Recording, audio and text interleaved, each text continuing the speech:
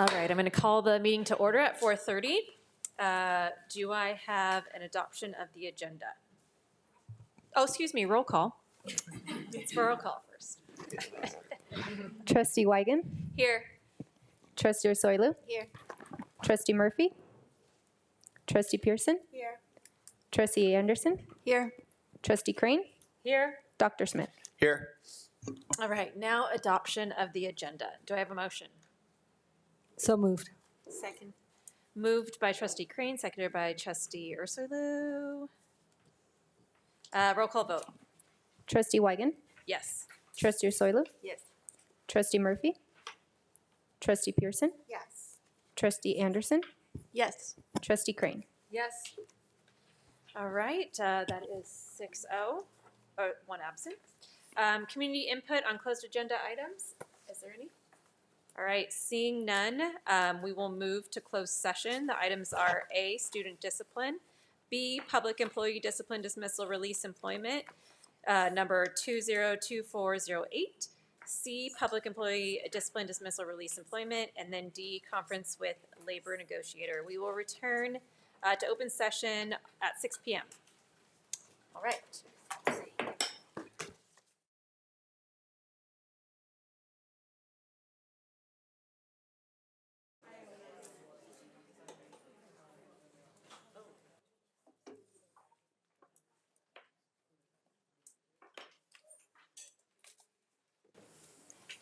All right. I'm going to call the meeting to order at 6:01. I'm going to read out a readout from closed session. In closed session, the Board of Education directed the superintendent to provide notification to certificated employee number 202408 regarding their contract status. The roll call vote was unanimous. Now let's move on to opening ceremonies. Moment of reflection and pledge of allegiance led by Gannon Overfeld. Yeah, Gannon. Place your right hand over your heart. Ready, begin. I pledge allegiance to the flag of the United States of America and to the republic for which it stands, one nation, under God, indivisible, with liberty and justice for all.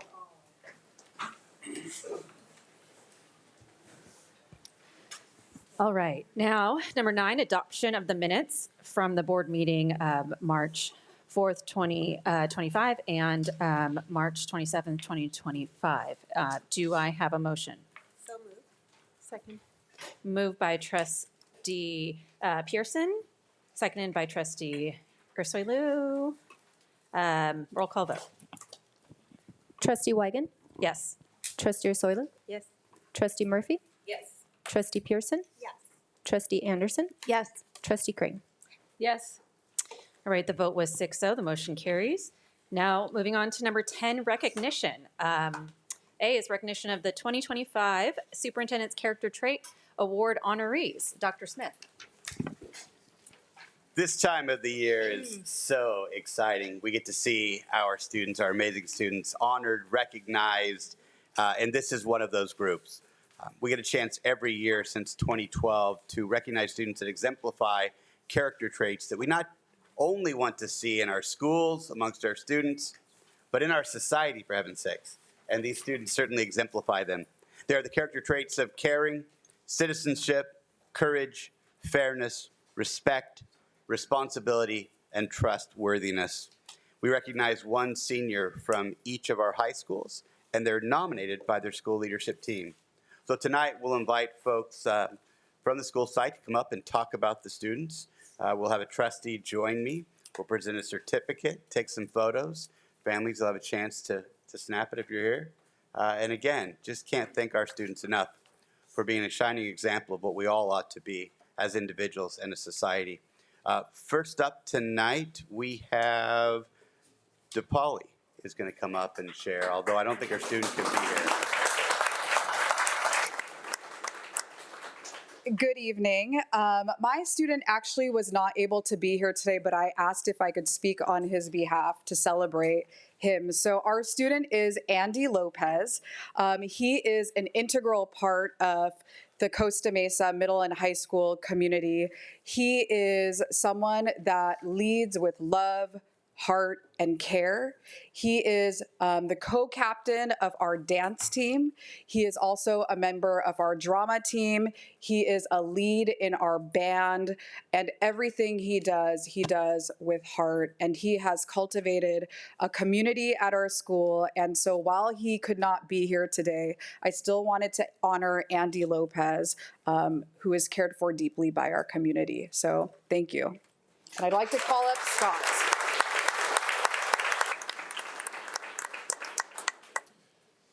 Good evening, everyone. I'm Scott Missouri, and I have the honor of serving as principal for Back Bay High School. And we are incredibly proud to present Reese Rendon to be recognized for his demonstration of citizenship.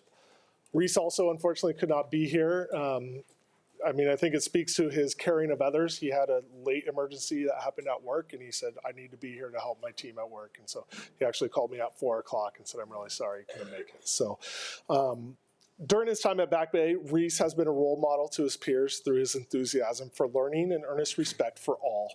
Reese is known for diligently working with his staff to ensure he has completed all of his work for full credit. And more importantly, Reese always helps fellow students achieve their academic goals without hesitation. It is not uncommon to find Reese helping other students who have experienced, say, technical issues or offering immediately assistance to other students so that they can complete their work. Reese's kindness and respect for others inspires those around him, helping to create a supportive and welcoming environment. Reese's drive to help others is indicative of his post-graduation plans. He is going to serve our country by joining the Marine Corps. And Reese's long-term goals are to utilize that opportunity to get certification for long-term employment. So we are very proud of Reese, and we are sad that he cannot be here. So thank you very much.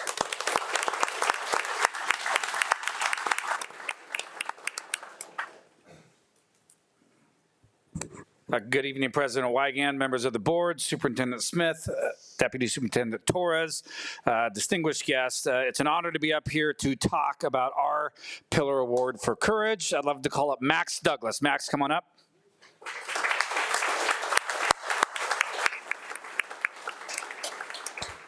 So I've had the privilege to observe and watch Max over 3 years at Corona Del Mar, and Max is simply an amazing young man, amazing student, and I'm going to brag on him very quickly. It takes courage to get through middle and high school. We all know that. It's never an easy road. And watching Max and watching him find his path has been truly a joy. Max started off by playing basketball, thinking that might be the fit. And then I knew him as a bloody-nosed football player, hard-nosed linebacker. Never forget the picture in my head after a game of Max, super tough on the field. And then all of a sudden, Max decides to try cross-country as well as track and field, all while maintaining, as he's graduating here, with a 4.3 grade point average. It takes courage to try something new. It takes courage to put yourself out there. It takes courage to lead. And watching Max over his journey in high school has been amazing. He's not afraid to try new things, and that's going to take him so far in life. Really proud of his accolades this year. He finished first in Division IV for CIF for cross country. He finished third in the state, and he finished 18th in the nation. And you can tell by his sweatshirt, others noticed as well. And he is off to the University of Notre Dame to continue his pursuits in academics as well. Max, thank you for the courage and leading with courage. Congratulations.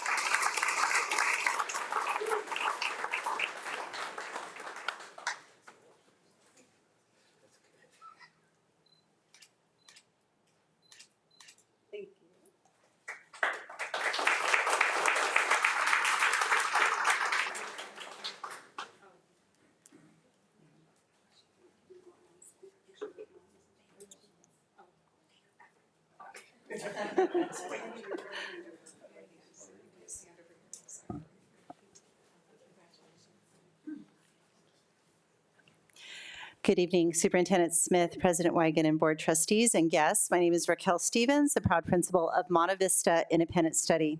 We have a superstar here tonight. I'd like to introduce you to the recipient of the Superintendent's Character Award for Fairness, Madison Stevenson.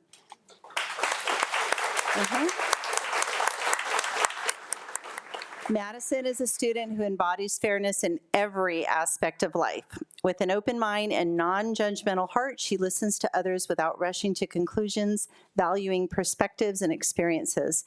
As I told Maddie before, Monte Vista was made for her. She is a model independent studies student and has completed all of her senior classes this year at Monte Vista.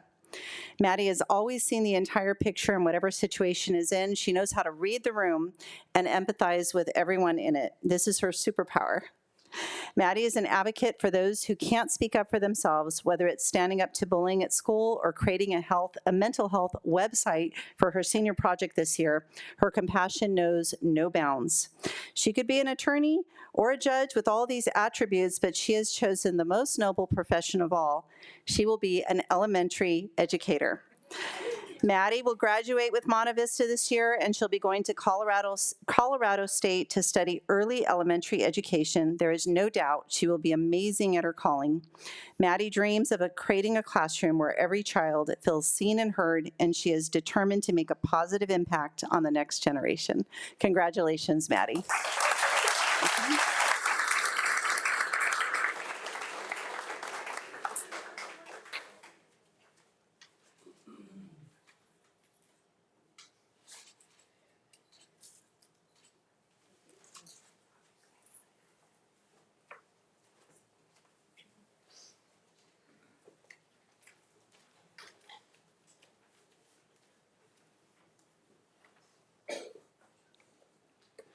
Good evening. I'm proud to be able to honor Alexis Madriz as our recipient for the character trait of respect.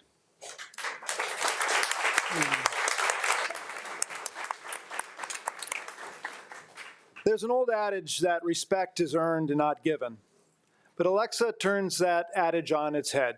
And over the past 4 years at Estancia, she has earned the respect of our staff and her peers by giving respect to everyone she interacts with and showing how much appreciation and respect she has for the programs and opportunities that are available to her at Estancia. Alexa is a thoughtful and respectful leader in our ASB, our band, our medical academy, and an advocate and supporter of students whose voices are often not heard on a high school campus. Alexa has been a 4-year member of the Estancia Band and was selected to be our drum major. In this position, she leads her peers by example and respectfully advocates for their needs and ideas. Alexa is also a charter member of our LAS program that supports students who are new to the country and need extra care and assistance navigating the different demands of an American high school. LAS is Spanish for wings, and Alexa is seen as a peer leader who lifts up and supports and advocates for our newcomers, helping them navigate our high school, stay on top of their studies, and take advantage of our extracurricular activities.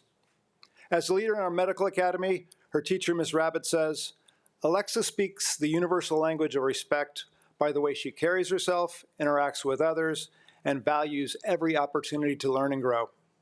Upon graduation, Alexa will attend UCI as a biology major with the goal of pursuing a career in nursing and healthcare. And I can think of no better ambassador to our school than Alexa.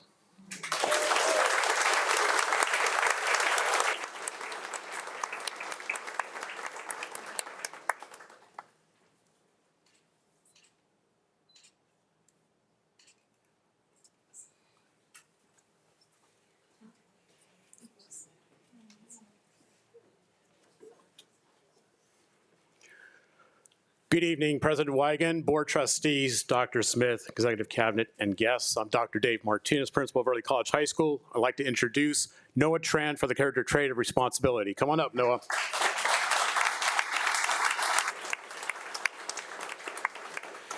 Before I speak about our outstanding student, I just want to extend my gratitude for annually having this recognition now in its 10th year. I've been fortunate to be principal of Early College since the inception of this program, as I believe it's one that is core to creating positive school culture. With the 9 past recipients whose banners we hang proudly in our multi-purpose room, I look forward to adding our 10th soon-to-be ECHS graduate, Noah Tran. It is believed if a person is hungry, humble, and smart, those are the characteristics to be successful. If you layer in the pillar of responsibility, which has been defined as the quality of exhibiting moral or mental accountability within your actions, well, I think you've got the makings of a leader, such as Noah. Our staff and community members can share numerous examples of Noah's actions and responsibility over his 4 years at ECHS. It is more than him being a person of his word and fulfilling that he states he will complete, but also organizing student volunteer groups to serve throughout the area as our community service club president, as well as our wellness and inclusion commissioner.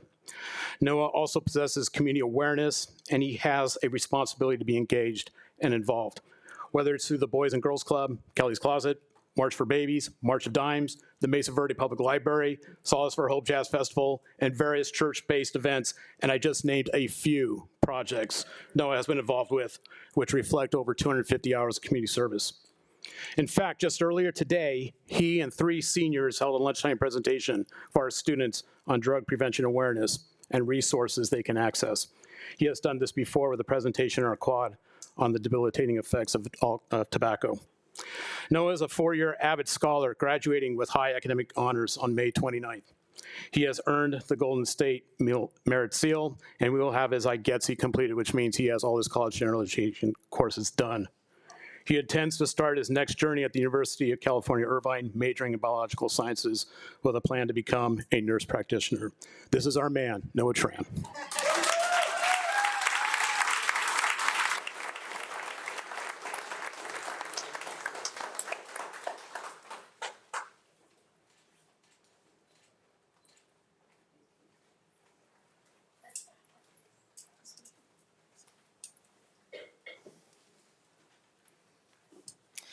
Last but not least, Newport Harbor High School.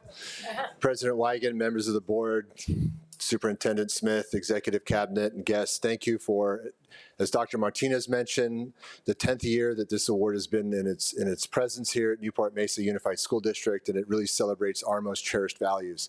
Our recipient is Ellie Gorson.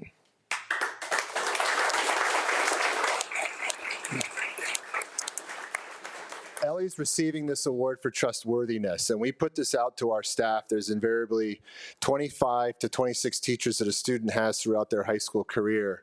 There were over 20 teachers that nominated Ellie, that had Ellie throughout the 4 years at Newport Harbor High School.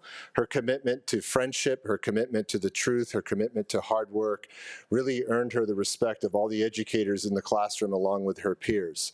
Not only that, she comes from great karma intellectually. Her father is a professor at OCC, Pat, who's in attendance tonight. Her mom, Megan, is a professor at UCI, and Ellie plans to attend UCI and major in mechanical engineering. But this class is really special because my kids are graduating this class. My twins are graduating class of 2025. They attended Woodland, Kaiser, Ensign, and Harbor. I got to watch within the community a lot of students grow up, and Ellie was one of those students that grew up through Woodland, Kaiser, Ensign, and Newport Harbor High School, leaving her mark at each school, with each friend, with each teacher that she came into contact with. Trustworthiness, Ellie Gorson.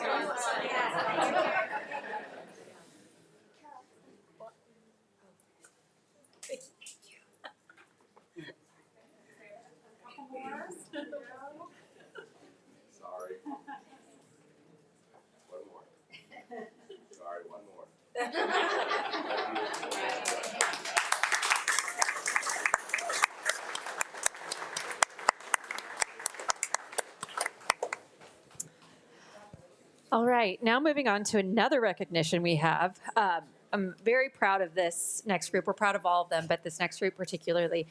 Recognition of Adams Elementary School and Kaiser Elementary School for being named California Distinguished Schools. Dr. Sir? Yes. Good evening, President Wigan, board members, Superintendent Smith, Cabinet, and guests.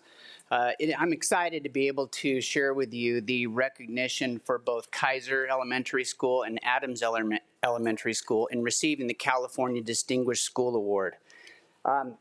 The history of that is that it started back in 1985. There's been renditions of it, but starting in 2018, very specifically, the state started to recognize schools in two different categories: closing the achievement gap and exceptional student performance.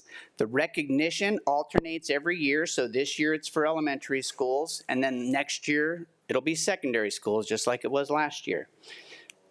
With that, we have, to start off with, I would like to ask Principal Matt Brazenly to please come up. At Kaiser Elementary School.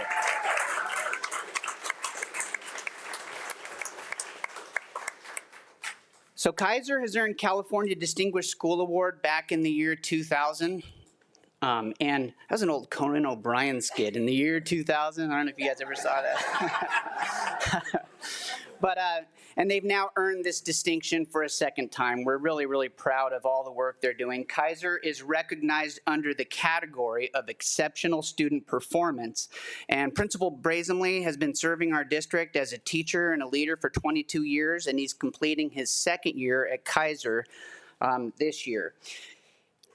Principal Brazenly would like to credit his staff for placing a heavy emphasis on strong academic achievement, and we would like to congratulate the entire Kaiser staff and community for this incredible recognition.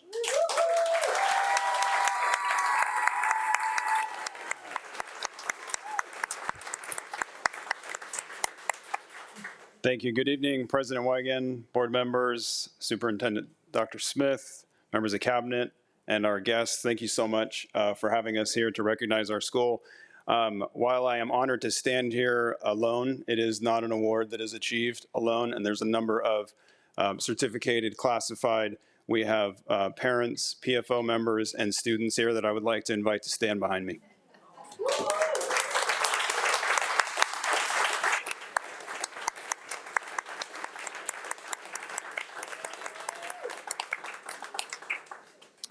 As I said, thank you so much for the honor and being able to be recognized today. And it's an honor to be here to receive this recognition as well. It's a collective commitment. It shows the work and the efforts of our certificated, our classified staff coming together as one with our community partners, our PFO, our volunteers that put in countless hours, and the amazing time and energy, and the amount of time and energy as well that our staff put into putting all this work together for our students. And great to have two kids here as well. I'm extremely proud of what we've accomplished at Kaiser and equally excited about the growth that we've made and extremely, extremely excited about the direction that we are heading as a school. And I will tell you that we are committed to continuing this momentum and ensuring the best for our kids. Thank you so much for having us here tonight and for recognizing us.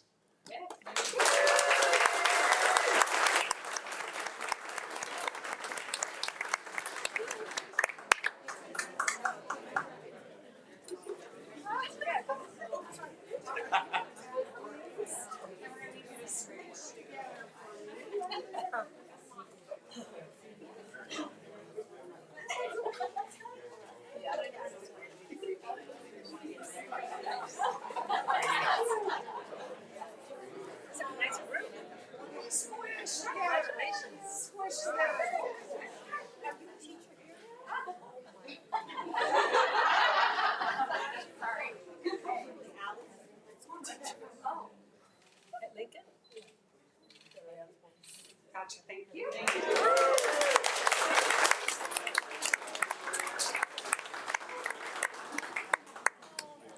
Congratulations. Congratulations.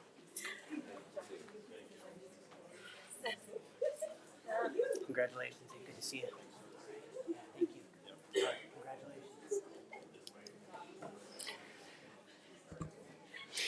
Okay, moving on. The next school we would like to recognize is Adams Elementary School, and I would like to ask Principal Dr. Joe Irving to please come up.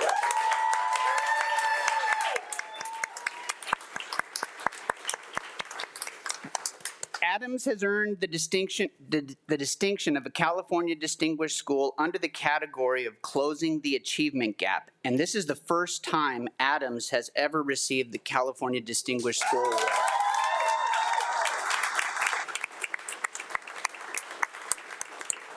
Dr. Irvin has served in Newport-Mesa for the last 2 years, leading Adams with tremendous leadership. He credits this accomplishment by having a very strong focus on academic achievement, a strong intervention model for students who need additional support to be raised to the level of having mastery of standards at their grade level.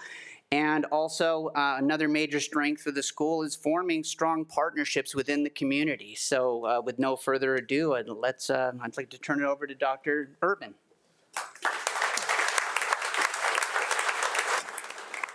Good evening, President Wigan, trustees, and Superintendent Smith.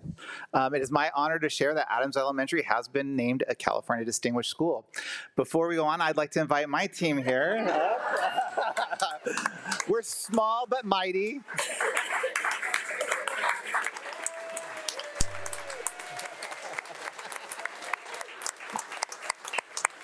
This is an incredible recognition that reflects the collective commitment, dedication, and excellence of our entire school community.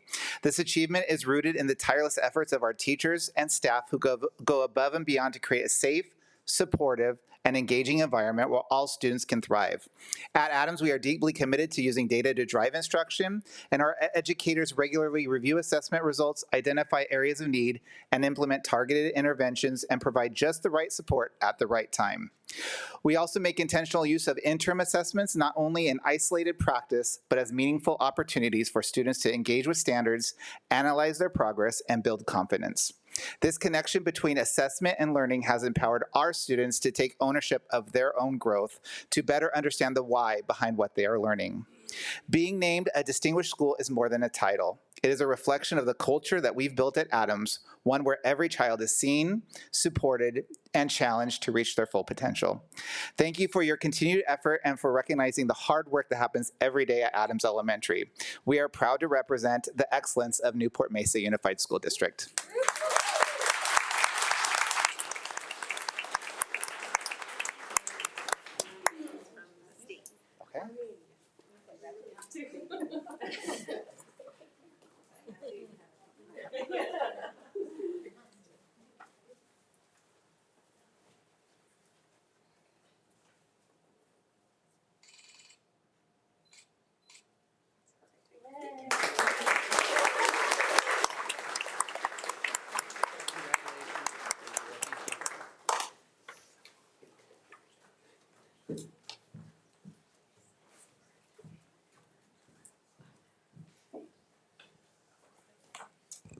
It was so wonderful watching everyone receive those awards.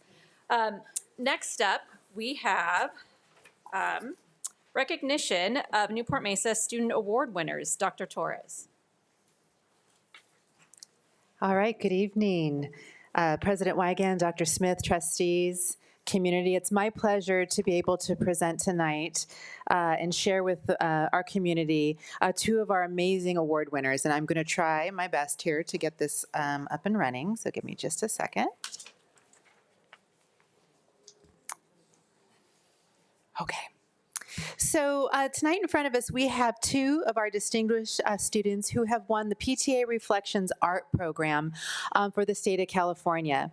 This year's theme was accepting imperfection.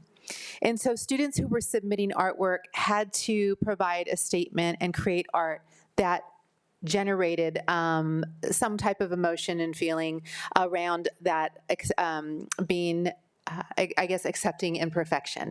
And so our students qualified in the area of visual arts. And these student winners will be able to have state level recognition, and they'll be able to have their art displayed at state PTA convention, the Reflections Gallery, and so it will go on tour. And so our first student we have up today, I'll go ahead and put this there, is Zarar Zubar. And so you can see here that the artwork is named Fragmented Life. And the statement written by Zarar is, accepting imperfection means to love everyone, to accept everyone regardless of their disability. Acceptance is love. Everyone is imperfectly perfect. Everyone, the fragments in this mosaic filtered selfie image are glued together by the love of my dad and my sister, Ziana. The love of my father and my family helped me to overcome my autism through my pictures. I like to show the world how I see things and how I feel. Congratulations, Zarar. Dr. Hotnett.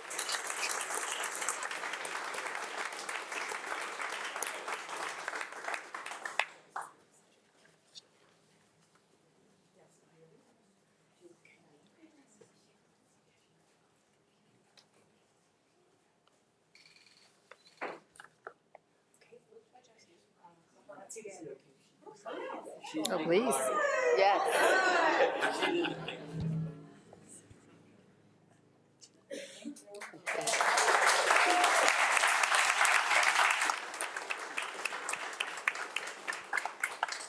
I'd like to welcome up Isabella Juarez Padilla. Would you come right on up here? You can see the beautiful artwork displayed here as well.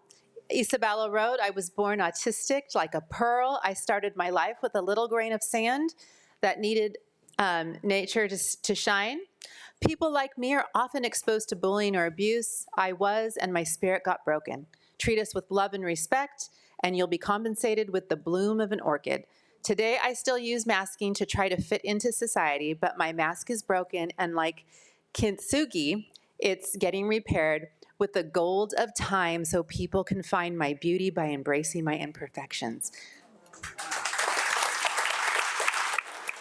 Dr. Haley?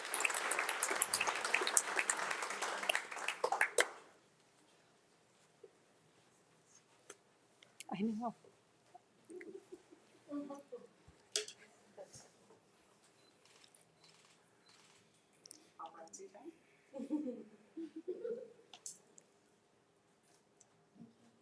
Congratulations to our winners.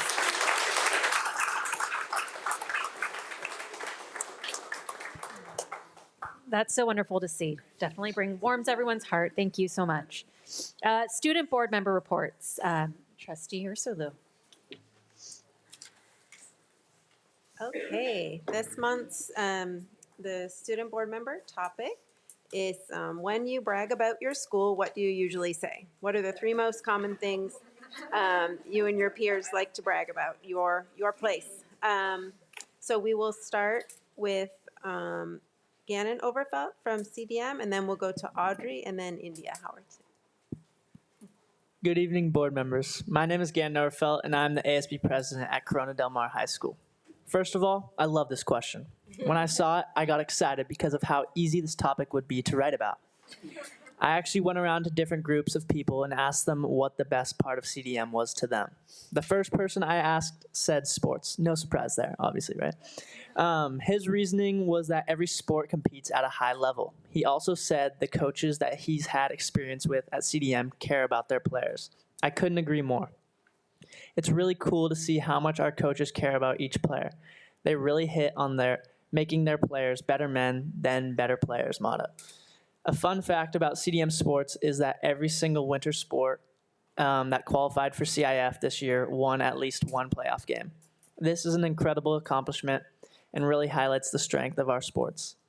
The next person I interviewed said the teachers at CDM. The reasons this person gave me was how accessible and open the teachers are to helping each student.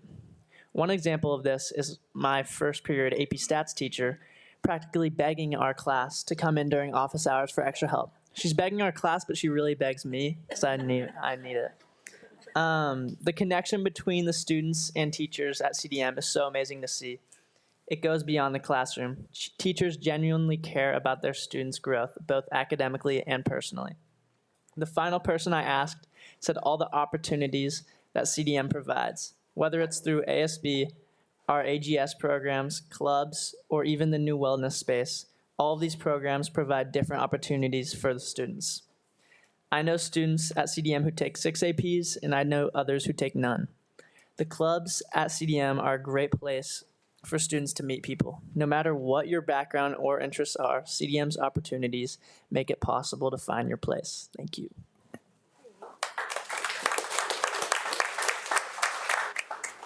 And next up, Audrey Nguyen-Hu from Early College.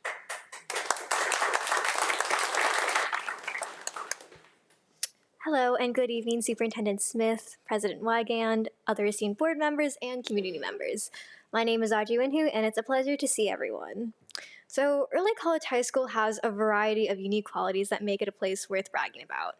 Whenever someone asks me about my school, I always start by talking about the chance to earn college credits while still in high school through dual enrollment. And not only that, but professors from Coastline Community College, the school that we partner with, they come to visit our campus and teach us in person, giving us both college credits and experience in a college setting. At most schools, students are usually focused on just high school graduation, but here we're doing both, working toward our high school diploma and IGETSI, or Intersegmental General Education Transfer Curriculum. It's kind of a mouthful. And potentially even an associate degree or two, which amounts to about 2 years worth of college credits at a Cal State or UC. It's kind of like getting a 2-for-1 deal on education. This Head Start saves time and money while also providing a strong foundation for higher education before we even set foot on a university campus. As for what I hear from my peers, they hold similar value in one, getting a head start on college, as I mentioned. A lot of students take pride in earning college credits and gaining real college experience. I'm definitely one of them, and honestly, I like to brag about it. It's pretty impressive to me. Almost everyone in my graduating class has either completed their IGETSI or earned at least one associate degree. As for me, I'm on track to graduate with 4 degrees. That's my little fun fact, which sounds unbelievable to most people, and to me, honestly. It's a huge accomplishment, especially when others realize how rare and valuable it is to have transferable college credits under your belt as a high school student. And another thing that our students particularly like is the smaller class sizes and stronger connections we get with everyone. Our classes aren't overcrowded. Our class sizes are usually less than 20 people, which means that we have much more space for in-depth discussions, and we're able to get significantly more personalized feedback from our teachers. It's also much easier to build strong connections with both classmates and our teachers. The intimate setting makes learning feel much more like a collaborative experience where everyone's voices are heard and valued. And third, at ECHS, we're divided into 4 houses starting from your freshman year, and we stay in them throughout all 4 years. So we have the Sea Dragons, which I think are definitely the best, no biases, Barracudas, Stingrays, and Narwhals, and each month we host school-wide activities that involve all students across the houses, from competitions to team-building exercises. It's a fun and engaging way to strengthen our already close-knit community, and it really adds to the sense of school spirit and camaraderie. The competitions create lasting memories and help forge bonds that extend beyond the classroom. All in all, ECHS is more than just a place to take classes. It's a place that sets us up for success, supports us like family, and challenges us to be our best, which is why I'm always proud to brag about it. Thank you.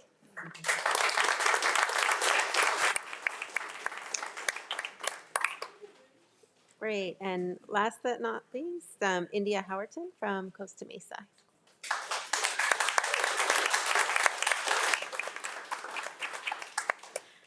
Hi, good evening, Superintendent Smith, board members, and community. My name is India Howerton, and I'm speaking on behalf of Costa Mesa High School. Our assignment was to brainstorm things that Mesa students would brag about in our school. With 2 months left of senior year, so many seniors are only focused on making it to graduation, so it was nice for us to stop and reflect. I asked this question to several students, and I got a variety of responses from the students, teachers, and different staff members I asked. Our drama program recently put on Mamma Mia, so a lot of people brought up our drama and arts programs when talking about our school's accomplishments. Our school musicals are always good, but this year, because of Prop 22, we were able to get more funding for the production. We got to hire a set builder who constructed a 2-story set, and we could hire other people that would help with costumes and coaching. These improvements could be seen in the quality of the performances and the production.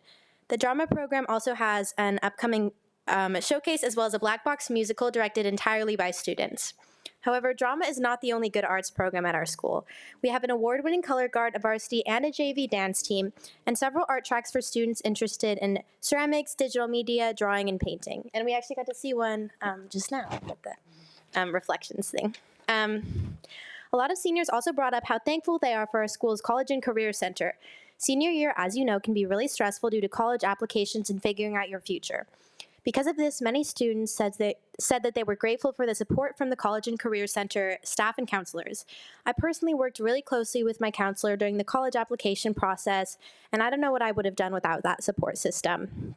The support from counselors don't end once you choose a college.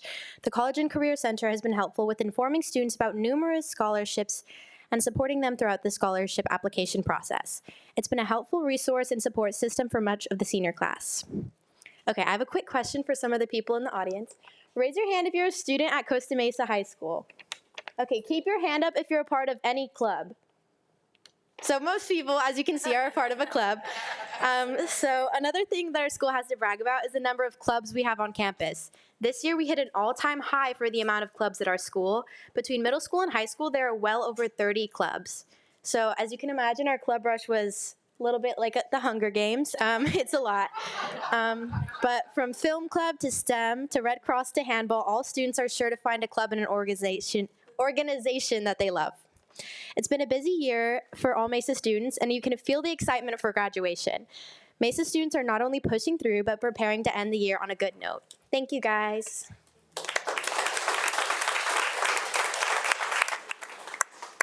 All right, thank you. Those were amazing reports and so enlightened on why you love your school so much.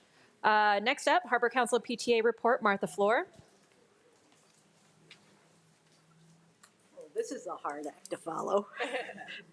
Wow, every child, every day. Amazing. Good evening, President Wiegand, Vice President Urselu, Clerk Murphy, Board, Dr. Smith, Cabinet, and community members. My name is Martha Floor, and I'm the President of the Harbor Council of PTAs. This was just amazing. These students that you've just recognized in these schools that you've just recognized are shining examples of what the Newport-Mesa commitment to all schools and to all students. Thank you so much.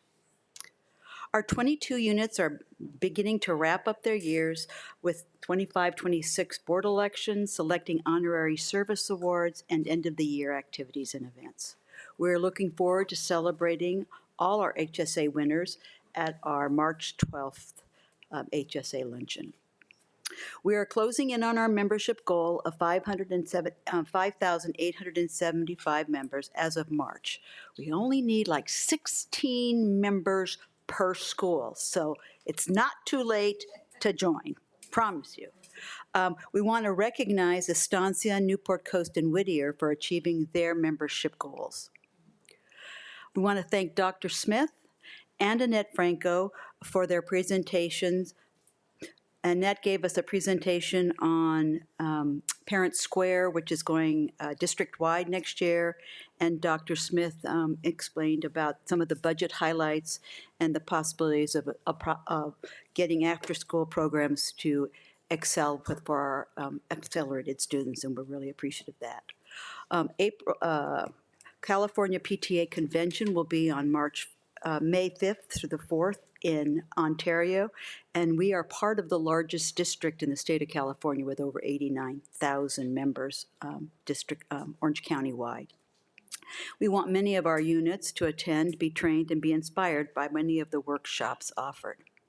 I want to recognize the over 100 employees, both classified and certificated members, who are retiring this year.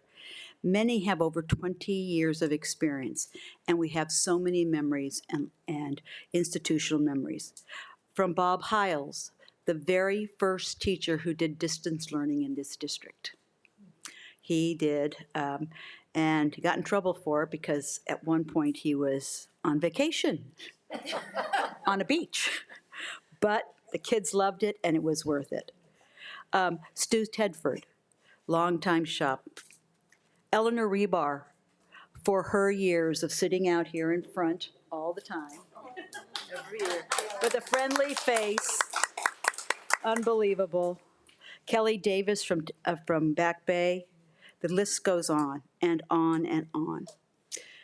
Thank you for educating and caring for the thousands of students and families who have passed through the doors of our schools. And don't be strangers, come back and bug the board. Taking it from me, huh?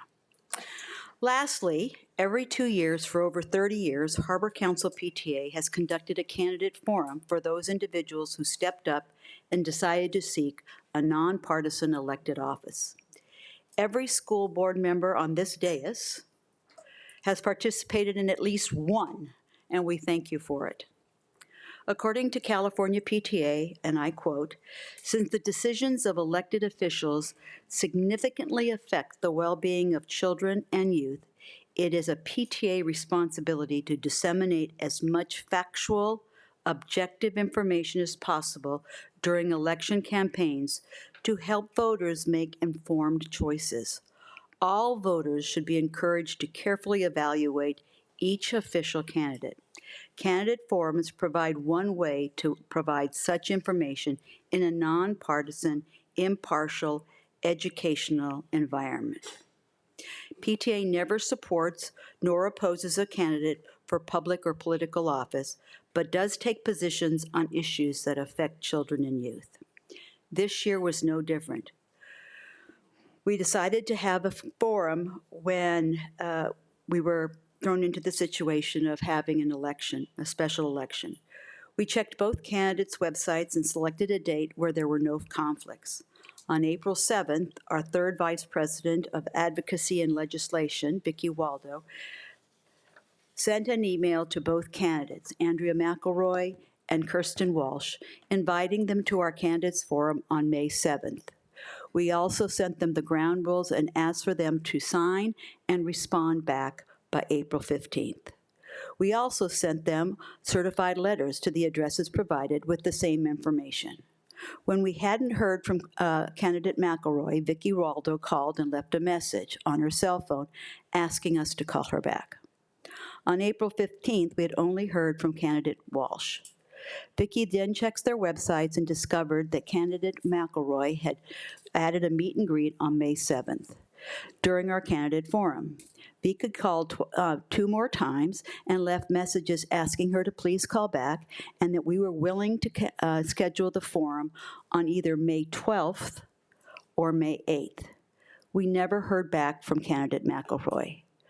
So this is unfortunate, but Harbor Council is canceling our 2025 forum since we only have one candidate, and we abide by the empty chair rule, which is when there is only one candidate, and there are actually 2, that we don't jeopardize our 501c3. Thank you. Have a lovely, oh no, there's like 36 days. This is the longest period of time, by the way, until May 28th, Memorial Day. Thank you. Thank you. All right, next up, we have CSEA President Amy Ching. Hello, good evening, President Weigand, trustees, Superintendent Smith, cabinet, and guests. I want to congratulate the students who were honored here tonight, and also the administrators and staff at Adams and Kaiser for their wonderful achievements. It really shows the great work that we do here. And along with that, today was National School Bus Driver Day. So the Transportation Department held an appreciation lunch for their staff, and many of you were able to come in attendance. And we thank the department for their dedication to students and to being the first face of the district that students see in the morning. As Martha spoke about the many people retiring, there are many classified employees that are also retiring this year. 1,512 years of institutional knowledge will be going with them. So it's really important. We want to congratulate them and wish them well. And it's also very important that we look to you for continued guidance and a steady hand. Those of us that will remain need you during this change and period. And we want to thank you for your actions. You've shown support for classified employees. Through your direction, the district is organizing a professional development think tank, which will explore different pathways to support continuing education and improving the skills for classified staff. This will be a collaborative group of administrators and staff for multiple classifications. And our students deserve the best every day, and your continued actions will help us give them what they deserve. So thank you for your continued support. And as you know, later tonight, you will formally be accepting our initial proposal for negotiations. This year, our contract is open, the full contract is open. And both our team and the district's team have been chosen, and the meeting dates have been set. We look forward to continuing to work collaboratively with Leona and her team as we both advocate our positions with the ultimate goal of supporting positive student outcomes. We look forward to continuing to do the good work for students, staff, and the community. Thank you. Thank you. Next up, NMFT Rhonda Reed.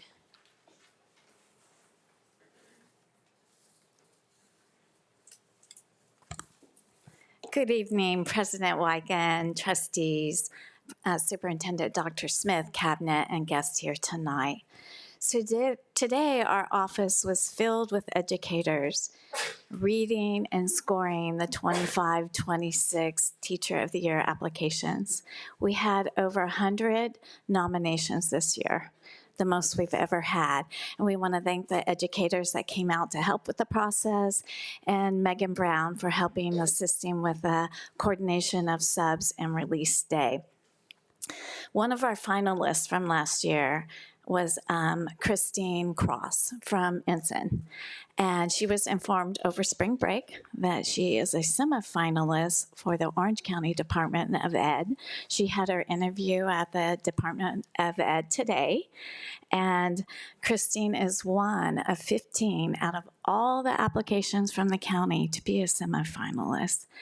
The year prior, Jen Yenny from Corona Del Mar High School was also a semifinalist. The last time Newport-Mesa has had back-to-back semifinalists is 2.5 decades ago.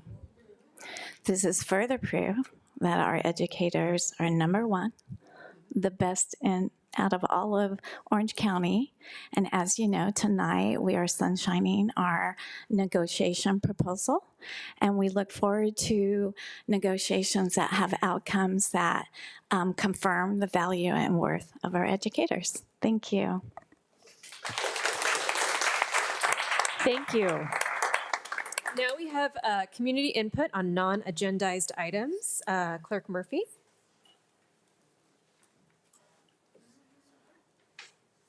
This is an opportunity for the public to address the board regarding items not on the regular meeting agenda. Comments on non-agenda topics are limited to 3 minutes per comment, up to 20 minutes per topic. A speaker may not relinquish his or her time to another person. By order of the Brown Act, Section 54954.2, the board will take no action, nor have any discussion on non-agendized items. The superintendent may provide clarification during superintendent's comments. All right, first up we have Mike Brown.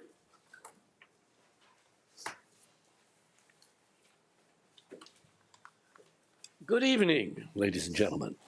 My name is Mike Brown.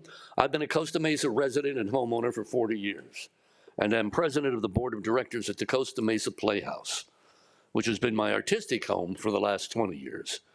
Costa Mesa Playhouse was founded in an Army building on the fairgrounds in 1964 and moved to the Reyes School in 1984, converting the wood shop into a 73-seat theater. We have our 60th season set to go and all planned and mostly paid for when we received notice last week that our lease, which was supposed to go until 2026, had been canceled, and we needed to vacate the building by June 29th, which doesn't even give us time to finish our current season of shows. For the City of the Arts to lose its only nonprofit community theater would be tragic. The Playhouse has acted as a stepping stone for young people interested in the arts to move on to professional careers. We've had numerous students from high schools in Costa Mesa, from OCC, which I attended in the 60s, from UCI, Vanguard, and Chapman, all come through our theater and move on to professional careers. And then there are also those of us who did not pursue professional careers, but have continued our love of the arts with the Costa Mesa Playhouse, which has proved itself over the years to be one of the most respected community theaters in Orange County. We've staged over 200 productions and were recently interviewed by the Costa Mesa Historical Society. Please know that we fully understand that the needs of the students must come first with respect to the building's usage, and we are eternally grateful for the support the school district has provided over the last 40 years. That said, we implore you to work with us in good faith moving forward, considering any and all avenues to help relieve the burden your decision has placed on our organization. We have nowhere else to go. Thank you. Thank you. Next up, Kathy Palladino. Sorry, I butchered your name. Good evening. I am on the board of directors at Costa Mesa Playhouse. I am a 40-year resident of Costa Mesa. My husband and I raised our 2 children here. They went through schools here. I worked as an educator in Costa Mesa for over 40 years. And my last job was as theater director at Costa Mesa High School. When I retired from Costa Mesa High School, I became a director at various community theaters, directing well over 100 shows, including many children's productions. I want to talk to you a little bit tonight about how our Playhouse benefits the community. Just recently, we produced a show called 33 Variations. The lead character had ALS, or Lou Gehrig syndrome, and we partnered with the ALS Society, raising money and awareness for this disease. We had representatives from the societies come to our shows to further awareness for our patrons and our actors. It was a wonderful synergistic relationship. We did a show entitled Piece of My Heart about women in Vietnam. We invited veterans of all ages to come and talk with us and to see the show. They were all touched and moved by the piece, and it was an extremely rewarding experience for the veterans, actors, and for our audiences. We presented Real Women Have Curves, a show marked by the issues of gender politics and the Latino immigrant experience. We have Thursday night Pay What You Will performances, where we invite patrons to see any show and pay what they will, even if it is just $0. Those shows are almost always sold out. At least one Sunday, our matinee is always filled with patrons from senior citizen centers and residential homes. We offer free tickets to charitable organizations for auctions, drawings, etc. As part of the Orange County Theater Guild, which is a Orange County-wide collaboration of local theaters, we open up our theater for an open audition, and we get well over 100 actors who come through the theater to audition, and it's a great way to introduce our theater and to introduce Costa Mesa in general. We invite other venues to use our spaces available, dance recitals, student filmmakers, choral groups, etc. We actually have been in talks with the New Voices Playwrights Theater for them to hopefully use the theater to produce plays written by Orange County playwrights.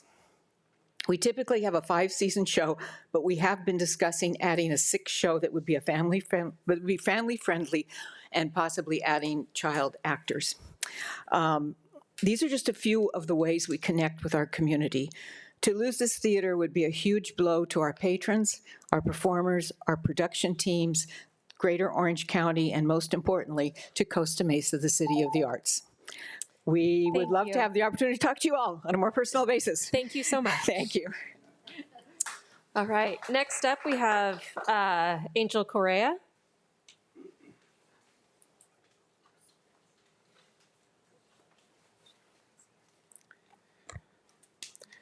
Good evening, my name is Angel Correa. I'm a long-term Costa Mesa resident with deep roots to the city and the school board, from Kellybrook Elementary to Costa Mesa High School. Go Mustangs. Congratulations, Andy Lopez. I'm also a homeowner in the Mesa Verde area for 10 years. I am Mexican-American and a proud member of the LGBTQ community. I'm also a board member at the Costa Mesa Playhouse. I've been acting and volunteering in this theater since 2014. The Costa Mesa Playhouse has given me the opportunity to perform lead roles in such classic productions as Steinbeck's Of Mice and Men, Tennessee Williams' A Streetcar Named Desire, and most recently, Anton Chekhov's Uncle Vanya. I was Uncle Vanya. Other theaters in the area might not have given myself and others like me the chance to do so. Not only have countless of actors from minority groups been included to be part of our productions, something that other theaters in the area might not even consider, we also have a track record of producing quality, award-winning theater that is geared towards and representative of minority communities. Recent examples include Real Women Have Curves by Josefina Lopez, Fences by August Wilson, Sister Act the Musical, and our upcoming production of Sweat by Lynn Nottage, and others. The Playhouse has a positive reputation for producing culturally and socially relevant works, stories that foster empathy, acceptance, and a sense of shared community. The potential loss of the Playhouse is devastating and discouraging. It closes the door for us to be involved in making this type of art, people like me, for example. And in the long term, we lose the ability to expand this very important outreach potentially for younger performers.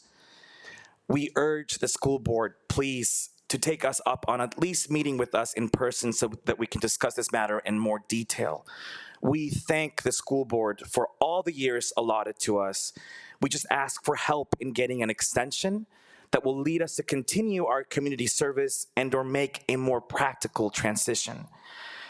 I and others beg you from the bottom of our heart to open the discussion, please. Let's not let the 40-plus year partnership that we have maintained go to waste. Thank you so much. Thank you. Next up, Peter Nieder, or Creeder, sorry. It's hard for me to pronounce these names. It's my parents' fault for making me Peter. Peter Creeder. Good evening. My name is Peter Creeder, or Creeder. I am a newly appointed artistic director for the Costa Mesa Playhouse after having served as the managing director for a number of years. I assumed the artistic director role halfway through our current season. I've been working hard at planning for our upcoming historic 60th season. At Costa Mesa Playhouse, I had performed in over 15 shows, directed 2, and supported numerous other shows dating back to 2001. I've gotten to know the people and faces of our community through the years and consider Costa Mesa Playhouse my home away from home and the people my family. As the artistic director, a lot goes into planning the artistic vision of the Playhouse. One key role is to create a season. Our upcoming season is a big one, and one I've been working on for many months. Our 60th season is shaping out to be a fantastic one with a mix of classic and contemporary plays and a historic musical. 60 years of anything should be a celebration, and the plans we have for our 60th are nothing short of a celebration. We have already invested thousands of dollars in obtaining the rights to shows for our 60th and the 2 remaining plays in our current 59th season, one that is at risk of not happening. Boeing, Boeing, our next show, which was first produced by us at the fairgrounds in 1970 when the company was only 5 years old. We already had scheduled for our 60th season opening night of the comedy POTUS, a presentation by the mayor of Costa Mesa recognizing our 60 years of existence. One thing I want to bring back to the Playhouse was family and kid-friendly programming and education. This would include shows, as well as after-school classes and summer camps. Costa Mesa Playhouse initially started with children's theater programming as far back as 1964. Being a tenant of a space at an elementary school, it only makes sense to bring these programs back. I've already had conversations with a newly hired teacher in the school district about such programming. If this is truly the end of our time at Array Elementary, I would like to express our deepest gratitude for your years of support.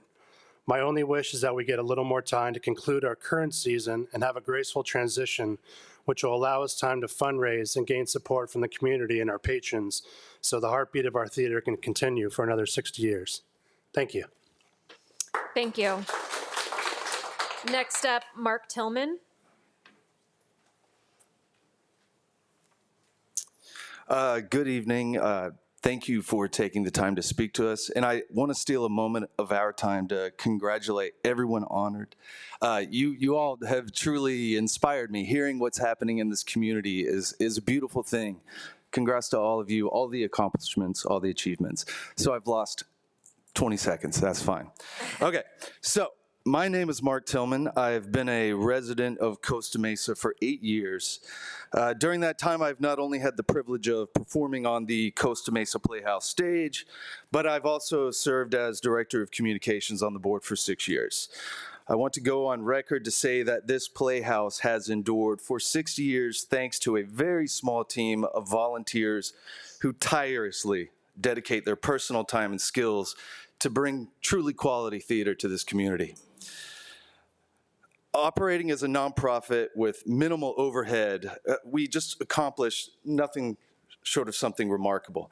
Everything we invest in this theater is wholly done in the service of the community, and losing the Playhouse wouldn't just be a blow to Costa Mesa's history, it would be a loss to the city's cultural advancement. At a time when the cost of living and doing business is skyrocketing, especially in Costa Mesa, losing our current home would be a death sentence for the Playhouse. We know real estate in this city comes at a premium. There's little funds that we have to continue on if we don't at the very least have time to fundraise. The cost of storage alone would be nearly as devastating. We have 73 seats, lighting rigs, construction tools, a host of other technical equipment that we would just simply need to find a place to store. So there's really not any other alternative for us at this point.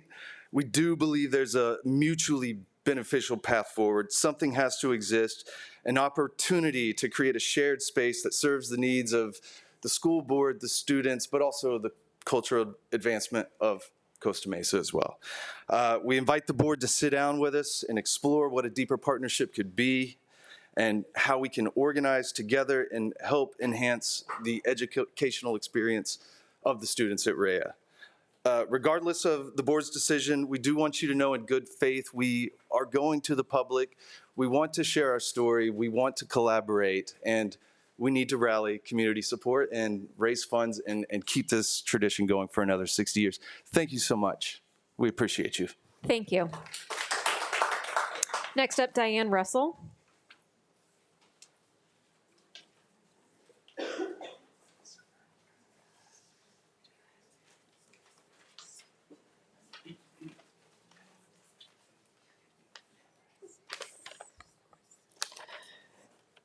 Good evening, Superintendent and trustees. I'm Diane Russell. I'm a resident of Fairview Park neighborhood in Costa Mesa.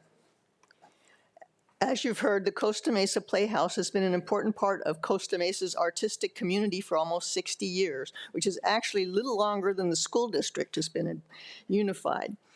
I don't have anything to do with the Playhouse except for I like to attend. My friends and I enjoy dinner at Avia's and driving the half a mile to attend a play. It's an enjoyable way to spend an evening in our local community. The Playhouse draws performers and audience members from throughout Orange County. Live theater provides an experience.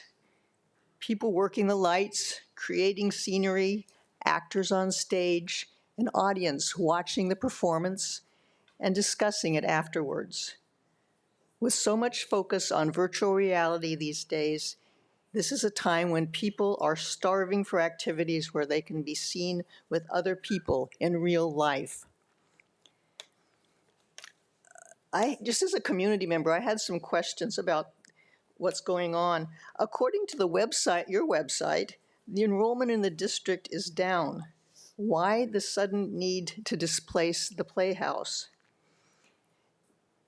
And if you've been considering this eviction, why not give them more notice that you just sent them a letter without calling them up, talking to them, asking if you could help, trying to create some kind of communication? And to do it when they're just planning their 60th anniversary is just downright cruel. There's no getting around that. I was also really surprised at the verbiage of your letter. There was no acknowledgement of the Playhouse's role in the community or the relationship with the Newport Unified School District that's been in place for almost 40 years. There was just no sense of cooperation or interest in assisting them in any way. And so who's next? I mean, Soy is on one of the properties. Share Ourselves just invested a lot of money at their side. Are you just going to kind of send them away?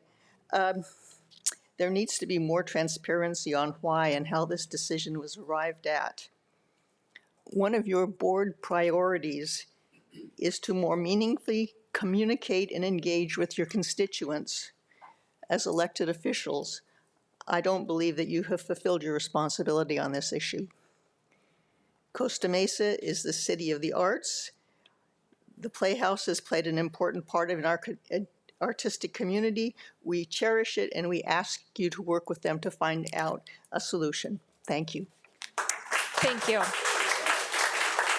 Next up, we have Adna Bentley.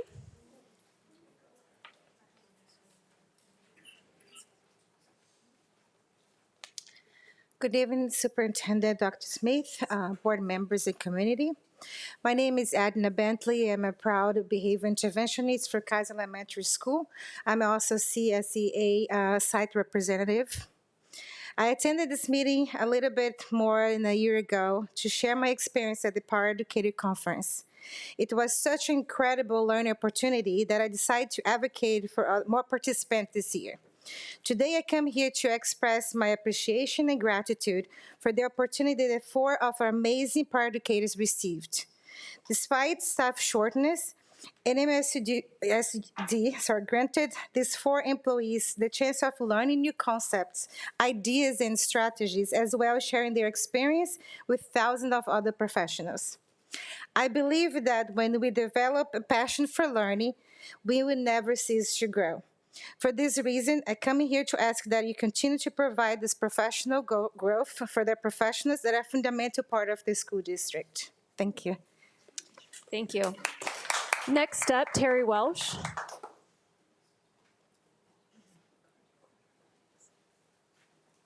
Hello, everybody. My name is Terry Welsh, and I am president of the Coastal Corridor Alliance, formerly known as the Banning Ranch Conservancy, and I wish you all a happy Earth Day. I would like to take a brief amount of time to discuss the 11.36 acre parcel of surplus property that the district owns on Banning Ranch. And as you are aware, the district is considering proposals to lease this property for workforce housing.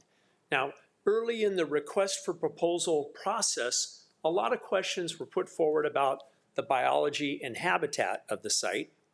And the district recently published its responses, and we very much appreciate that. But the responses were brief and didn't really go into detail and didn't really connect the dots and paint a clear picture of what the biological constraints are on that site. Now, our organization has been studying this surplus property for 26 years. We know the science.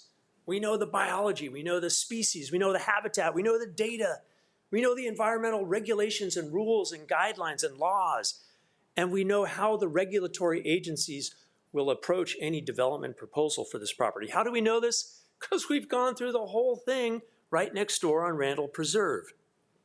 And with all this knowledge, we would be very, very surprised if the regulatory agencies allowed any development on that site.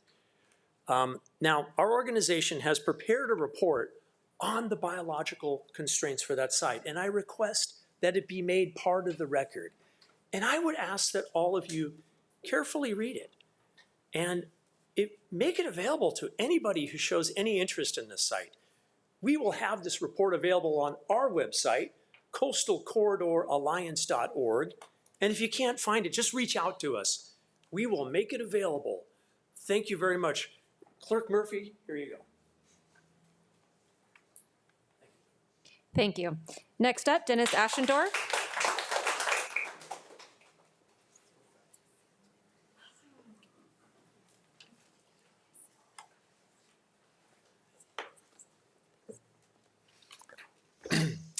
Good evening, President Wigan, Vice President Ursuilo, distinguished trustees, and Superintendent Smith. My name is Dennis Aschendorf. I live in Costa Mesa and serve as a teacher for our district students. Part A.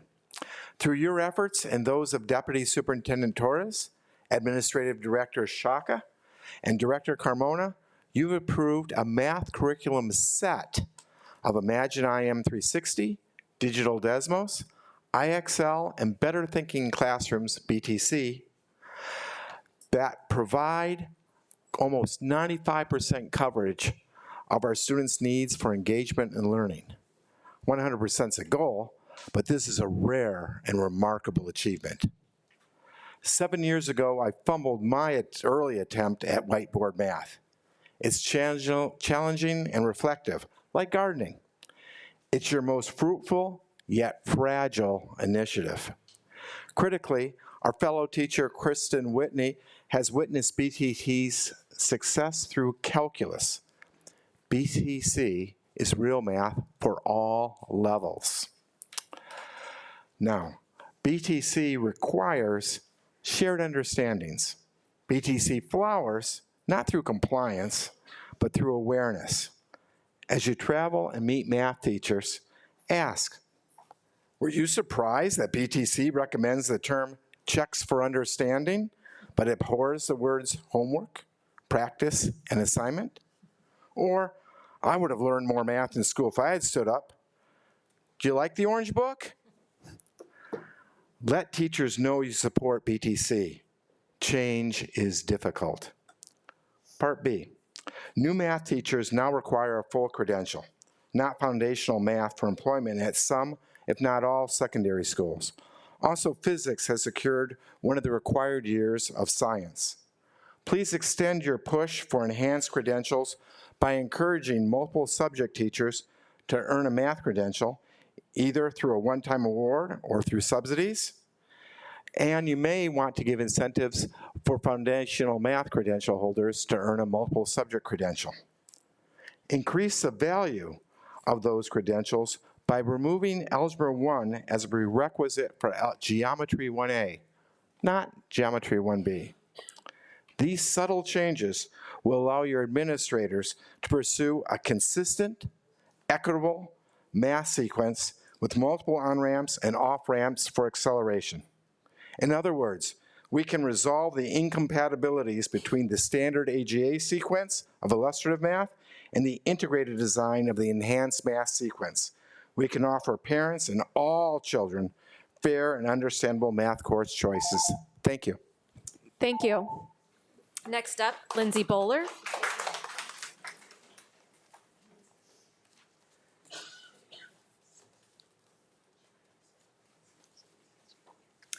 Good evening, President Wigand, trustees, and Superintendent Smith. My name is Lindsay Bowler, and I'm here tonight as a Mariners parent. I have a third grader, a kindergartner, a 3-year-old, and a 4-month-old. So I'm going to be at Mariners for a very long time. And I am here tonight to urge the school board to provide Mariners Elementary with fenced-in, safe, secure grass space for the kids to play and receive instruction. I have spoken to many, many Mariners parents and staff and teachers that all feel very, very strongly about this topic. And I have a letter written by our lead PE teacher tonight that I would like to share because he was not able to attend the meeting tonight.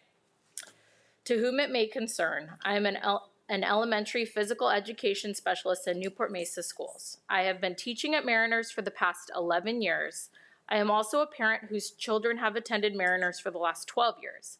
I'm again writing to show my support for a fence on the Mariners field to separate the property of NMUSD with the City of Newport Beach Mariners Park property. I've seen for the last 11 years the vulnerability and safety issues having an open park with no control on who is accessing the school property. Besides the obvious safety issue of having no barrier between public and school, there are countless other safety issues that need to be addressed. On any given Monday, the day I teach at Mariners, I have to ask members of the public to leave the school property multiple times a day. The amount of dogs off leash on campus happens multiple times per day as well. I must stop teaching my students and ask the public to leave for safety of my students. Many times they either refuse to leave or want to argue that they are on public property. The signs the district purchased are put out, but they are by and large completely ignored. Amazingly, the homeless man who would sit right at the property line for 3 years has left in the last few months, but he was very close to school property and students without a barrier for the last 3 years. President Wigand, a point of order. I believe in public comments, you cannot speak for someone else. So when you say I, are you speaking, you're speaking for this gentleman? That is true. Because you can't, he can't make comment unless he's here. Okay. So it is point of order. Would you like to use some of this time remaining for your opinions? I'm sure they align. I was at school last Friday for an event, a lunch with loved ones, and I was there with 3 other moms, and we watched our children play soccer during recess on the field outside of the fence with no supervision. And we were honestly appalled to see that there is district property that could be safe and secure, and it's not. And not only is it not secure, but they're not even really being supervised. There was 20 kids playing soccer, 20 kids playing baseball, 20 kids playing football, and there was 1 adult that was employed with the school out there. And their back was to our students the whole time. So not only is there no fence keeping all of the dangers of the world away from our students, but there's nothing keeping them in either, and there's very little supervision happening during this time. And as a parent, it's very concerning. There was a homeless man that liked to visit the back. Sorry, the your time timer is up. started over, Oh, so I it kept started talking. over. Okay. But that's it. Your time is up Okay. because it was. But yes, thank you for the comment. And you could submit his to Sam, our board admin, and she'll send that to us as well. And if you want to finish your comment, you can always email us as well. Thank you. Next up, Jenny Aronchik.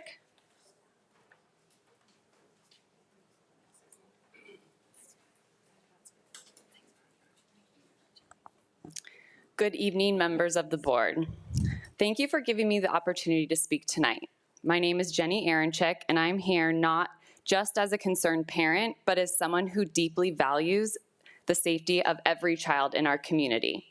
My son Duke attends Mariners Elementary, and I'm here to urge this board to take immediate steps to improve the fencing and perimeter security at his school. I'm specifically speaking to the plans that have been drawn up to add a fence along the school property border that runs down the middle of Mariners Park. We live in a time when parents no longer worry if something could happen, we worry when. I wish this wasn't true. I wish we could only focus on academics, field trips, school plays, but the reality is our children face risk we never imagined growing up. As we've seen in recent years, school safety is no longer a luxury, it's a necessity. The rising numbers of school shooting incidents across the country is a tragic and painful reminder that we must do everything in our power to protect our children. According to national data, school shootings have nearly doubled since the 1990s. This isn't a distant problem, it's real and it's now. When I look at my son's school, I see a place that's filled with joy, curiosity, and learning, but I also see vulnerabilities. The fact that our children participate in PE and recess outside the school gates is unacceptable. This makes the campus more susceptible not only to potential threats from the outside, to list a few more in addition to school shooters, the homeless, pedophiles, child abductors, or even a dog off leash. This also creates a general sense of unease among parents, staff, and even students who are old enough to notice these things. It has been proven that strong physical barriers are one of the most effective deterrents to external threats at school campuses. Fencing isn't just a physical barrier, it's a message.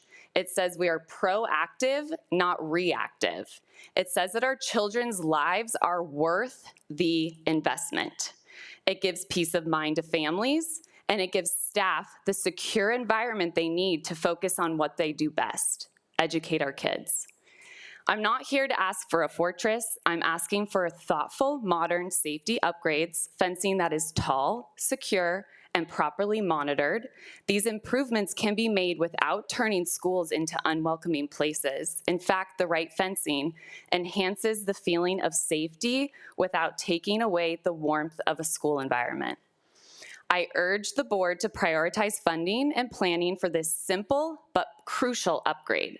Please, let's not wait for a tragedy to make changes we know are overdue.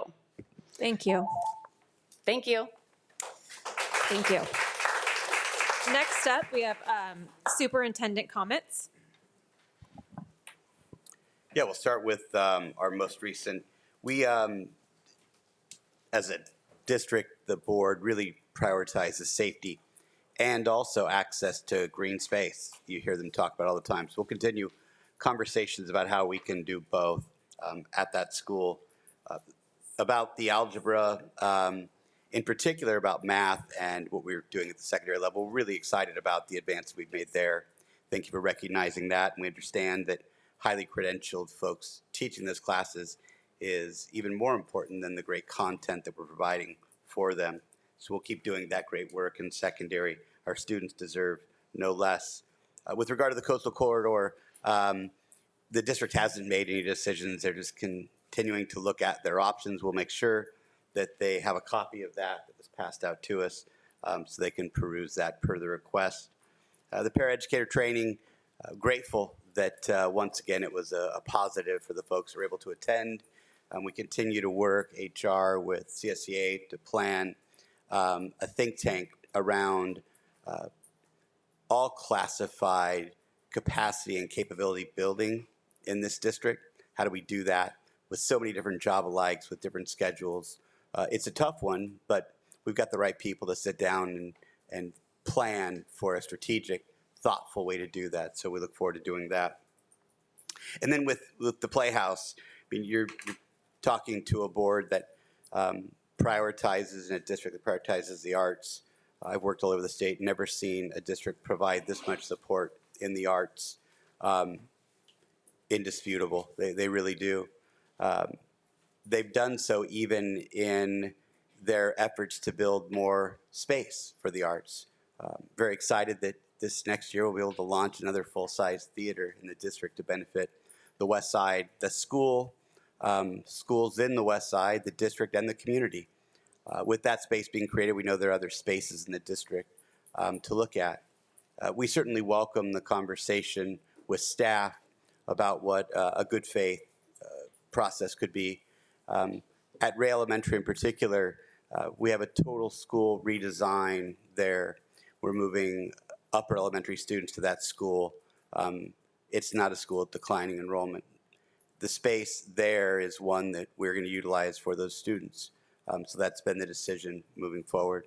But certainly conversations in good faith about how we can work together is something that we welcome. So again, this is a board that prioritizes the arts. We're excited about our new theater coming online in the West Side and the subsequent space that might provide. So anyway, that would conclude my result. Thank you. Moving on to 16, community input on agendized items. Do we have any input? Seeing none, we will move on to 17, which is achievement and report on career and technical education. Dr. Torres. Yes, while Keith Carmona, Lisa Snowden, and Rachel Kloppenberg are making their way, our dynamic CTE team, I'd like to also thank Dr. Brian Dozer, who's in our audience tonight, who's here to support us, who's our tremendous ROP partner. So Keith and team, take it away. Actually going to turn it over to the dynamic duo of Rachel Kloppenberg and Lisa Snowden. Okay, great. How can we get oh, there we go. Okay, very good. Good evening, Board President Wigan, Board of Trustees, Superintendent Smith, Executive Cabinet, and guests here this evening. It gives us great pleasure to be able to share this year's achievement highlights in our CTE program. Career technical education doesn't limit students. It empowers them. Whether students pursue industry certifications or apprenticeships, or whether they pursue associate degrees or four-year universities. Career technical education helps students build relevant skills, discover their passions, clarify their career goals, and connect learning to real-life outcomes. Newport-Mesa Unified School District does this by offering a robust offerings of career pathways. We offer options that are during the school day and after school, and with teachers who have industry experience and the commitment and drive to prepare the next generation of our workforce. We are proud by the growth and expansion of our career technical education program. And as you can see here by the data on this slide, we have had consistent growth year over year, with an increase of 500 students enrolled in at least one CTE course since 2021, and an increase of 50 in-bell sections since 2019. And all of this, even during declining enrollment, students are seeing the value and choosing our program.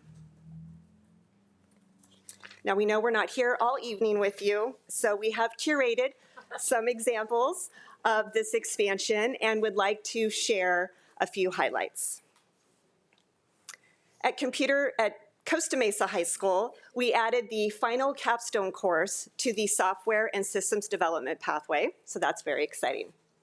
At Newport Harbor High School, we added broadcasting to our film and video production pathway, and with support from a former Fox Sports broadcast technician, we've been able to upgrade and purchase industry standard equipment, and with our partnership with facilities, construct a new broadcast room. And if you haven't seen that yet, you will see a glimpse of that in our short student video. And now I'd like to pass it over to Rachel Kloppenberg. Okay, so across the district, we heard last year from administrators, counselors, teachers, students about the desire for cosmetology. And so in collaboration with Dr. Stevens at Monte Vista, we were able to add a cosmetology elective course that serves students 9th through 12th across all secondary. And while that's a virtual course, we wanted to preserve the hands-on, the fun of CTE. So we've partnered with the licensed cosmetologist to offer after-school labs for those students, which they seem to really be enjoying so far. At Corona Del Mar High School, their animation pathway is flourishing. This year they have the addition of the Capstone Animation 2 course, so it's the first year we'll see completers in that pathway, and they've had some amazing industry support from some Disney, Pixar, and really big name animators in Southern California. Over at Estancia High School, a couple program highlights. This spring, they were able to launch a Intro to Nursing dual enrollment course, which was in partnership with Golden West College. It's a very popular course. It filled very fast, and it's just been a great complement to their in-bell medical academy offerings, which have always been very strong there. Also at Estancia High School this first year with computer science in their engineering pathway. Their AP computer science course is going very well, and they actually had the opportunity to have weekly support from a former Google engineer every week in the fall, which is great. And then while it's great to hear from us, it's even better to hear from our kids. So we put together a little video with some student testimonials of just students in some of the programs that we talked about. So I'm gonna hope sound plays. Oh, okay, let's see if we got this.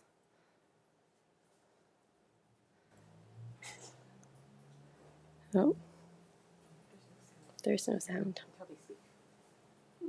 Okay, so we might be okay. In the future, I hope to study and work as a product development specialist, specifically in cosmetics, and I thought this course would help me understand a little more about cosmetics in general and sanitization. I've always loved drawing as a kid, and I always knew I wanted to make a career out of it, specifically in the entertainment industry, and I knew this class would help me shape my art skills and all the skills I need to get into that, my career choice. I chose the CTE pathway because I've always been interested in the medical field, more specifically being a pediatrician or pediatric oncologist, but I wanted to explore more jobs within the field. I chose the CTE pathway because being an athlete and having a passion for video production, I wanted to tie those two things together, and that came with joining TAR TV. My favorite hands-on experience in the CTE pathway was creating app development where I created a shopping simulator. My name is Linda Silva Mancia. My favorite hands-on projects that we have worked on was our mousetrap car. It was where we learned about Newton's 3 laws, and it was memorable because we won second place as an all-girls team against all-boys team. I really like to make my little stop-motion puppets because it was so hands-on. And I want to try and get into a stop-motion career when I'm older, like like a studio or something. So I think this program could also help me achieve that too. By showing me new skills, communicating with others, and as well as working in the tech field. And by giving me an experience on how life after high school will be. I want to learn more about how to get my license in cosmetology. We've learned a lot about different career paths in cosmetology, and for me, it's reinforced the fact that I want to go more into the makeup part of the career rather than nails, hair, or esthetician. Giving me an insight on what the industry is about, and I'm excited to learn a little bit more about what the nursing has to offer. This CTE program has prepared me for my future because it has taught me how to be a director, a producer, and most importantly, a leader.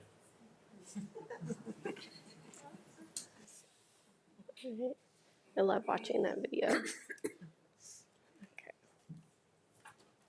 And then our last expansion highlight has been really just in elementary. We're really embracing that we're a PK-12 district, and we want all students at all levels to have career technical education experiences. So this year we're really proud of the expansion of PLTW engineering at the PK6 level, and it's continuing to grow next year. We've launched career-connected schools at 2 of our elementaries, Heights and Victoria.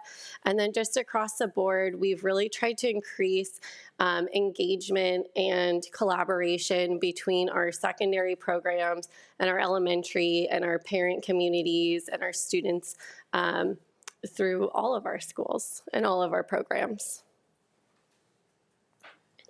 And then to start to close our presentation, we want to share with you kind of what's on the horizon for our department. And so this summer, we're really proud. We have 3 enrichment courses that students can sign up for. That's dual enrollment through OCC. And we strategically chose those courses to align with what we do during the school year, our in-bell offerings. And then also with OCC during the school year for 25-26, we are launching a series of dual enrollment courses that are really focused on aiding students in finding their career paths. Also this summer, we are offering for the second time, our ROP Summer Professional Internship. This is in partnership with Coastline ROP and CEO Leadership Alliance. And we were thrilled to see an increase in the number of applications we received from our rising seniors. So we had 31 applications. We've currently placed 22 students so far, and we're currently working on placing the rest of those. And their internship will start June 16th. And we also have some new and exciting courses being offered by Coastline ROP after school next year. One highlight is historically our students have had to travel outside of our district to access baking and pastry after school. And so with some infrastructure upgrades and a new industry standard equipment in the culinary classroom, we're excited that we're going to be able to offer that to our students in our district. So that's very exciting. It will be accessible for them. The ROP also has 2 new internship courses that they're offering, and we know internships really do provide high value, high impact for our students. Again, it helps them to kind of clarify their career goals and really see what it means to be career ready. And now I'm going to turn it over to our illustrious leader, Keith. And finally, we get to leave you with an invitation, which is to save the date. Our annual College and Career Fair will be taking place October 22nd. We really hope you make it. And thank you very much for all of your support of the CTE world, and thank you. Thank you. Any questions? Yeah, any questions, team? Questions? I think Trustee Crane has one. I have 2. So can a program exist, the same program exist at more than one campus? Can you hear me? Because I saw how in this packet, computer science is offered at Mesa and Estancia. Yes, it just depends on the program, school capacity, and kind of what and student interest there. So digital media arts, for example, exists at all of our campuses, including Back Bay High School. Culinary is really unique because of the need of the kitchen. So we only have that facility at Newport Harbor. Engineering is offered at 3 different school sites. And so it just really, we try to lead with student interest. And so if there's an interest there, we try to grow a program there. That's how it should be. I think it's wonderful that you're doing that. Thank you. And then do you have a mechanism that tracks the kids post-graduation and how successful they are in their field? Because I would think that it would be hard to keep track of them unless they register, and then it's something that's optional and things like that. Do you have anything on that? Yes, we have state reporting that we're required to do. It's called our post-program follow-up survey. And so 6 months after the students graduate, we contact the students to find out, are they employed, and is it in the field of the pathway that they spent their time in? Are they going to school? Are they majoring in something that aligns with the pathway that we're in? So about 6 months after, we do a lot of calling, emailing, texting to try and track those students. And what do you find, generally speaking? Can you speak to it, or? Yeah, I would say a lot of our students are attending college, and some of them are also working part-time. All right, and then in the audience, I see some students. Are any of you in those classes that were mentioned? Raise your hand if you are. 1, 2, 3. Great. Okay, keep it up. I am going to go visit tomorrow, actually, the animation class at CDM. It was at the invitation of the teachers. So I do love the fact that the teachers are engaging with the board in order to see the successes and excitement behind the courses that we're approving at this level. So thank you. Great job. Any other questions? Oh, Trustee Anderson. A short comment. I know I bring this up every time we talk about CT, and it kind of echoes what Trustee Crane. There's continues to be a lot of interest in the early education piece at Estancia, so I would love to see that over there. Every single time I have a conversation with more than 2 students over there, they bring it up. So I'd love to see that happen. Thank you. And I just wanted to, it looks like our numbers of people enrolled or students enrolled in CTE has continuously gone up over the last, 4 years. What do you think some of the draw is? Is it because now all of our, a lot of them are A through G, designated classes? Or do we see it as just more of or how is it growing, I should say? Are we doing a lot more communication, or are we offering better classes that they want to take? Why do you think? I think it's a mix. I think that, we're growing programs that students are interested in, and so they want to participate. I think, too, we're seeing a shift in when students apply to college. The colleges want to see their passion, and this is a way for students to explore their passion, and show their passion. And so that's a reason, too. They're really just trying to hone in and make themselves stand out, and they want to explore their career interests early. I think we're also seeing students, they love the classes. They're really hands-on, and when we talk to students, they just say that the class is cool. So I think the cool factor helps a little too. So, as we build it, they will come. That's awesome. And can you explain a little bit more about the internships? Because that's pretty exciting, and how we could go about even expanding those opportunities for students in the summer? Sure. Well, in fact, I think there's a flyer back there, but we are always continually looking for local businesses and industry to partner with. And so through our partnership with Coastline ROP, or just with our district, we're open to meeting and collaborating with local business and industry to see what we can do to provide these opportunities for our students and even fill some of those open positions, or some of the help that they need in their local businesses. So they can go to our website and find college and career education and go to our business partner page, and they can contact me. There's a lot of different ways that we can go ahead and build that pipeline. That's awesome. And I did want to introduce Brian Dozer right over there. He is the superintendent of Coastline ROP, and we do some great work together. I sit on that board, and there's some, amazing opportunities that that we have, that our students have, but also that you are providing for everybody in I guess, actually now in Orange County, not just, but Coastline ROP Services, Saddleback Valley, Tustin, Irvine, and Newport-Mesa. And they provide our CTE classes and then our after-bell classes that have been truly inspiring to hear the students' stories and journeys that they've taken. So, love our CTE. Any other questions? Oh, good. This Trustee is Anderson. amazing. Can you send us a PDF so we can share it with people, please? Yes, we will. Thank you. Thank you. All right, thank you. All right, next up, let me find my agenda here. We are now moving on to the consent calendar. Do I have a motion? So moved. Second.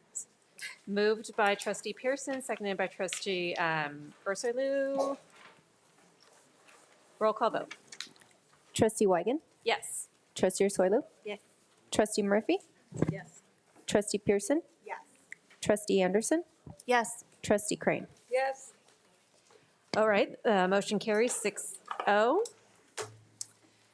right, moving on to 19, which is public hearing report. Public hearing on the fee justification study and the proposed level 1 developer fee rates. Mr. Trader. So Education Code gives a governing board of a school district the ability to level school developer fees to offset the impacts of development on school facilities.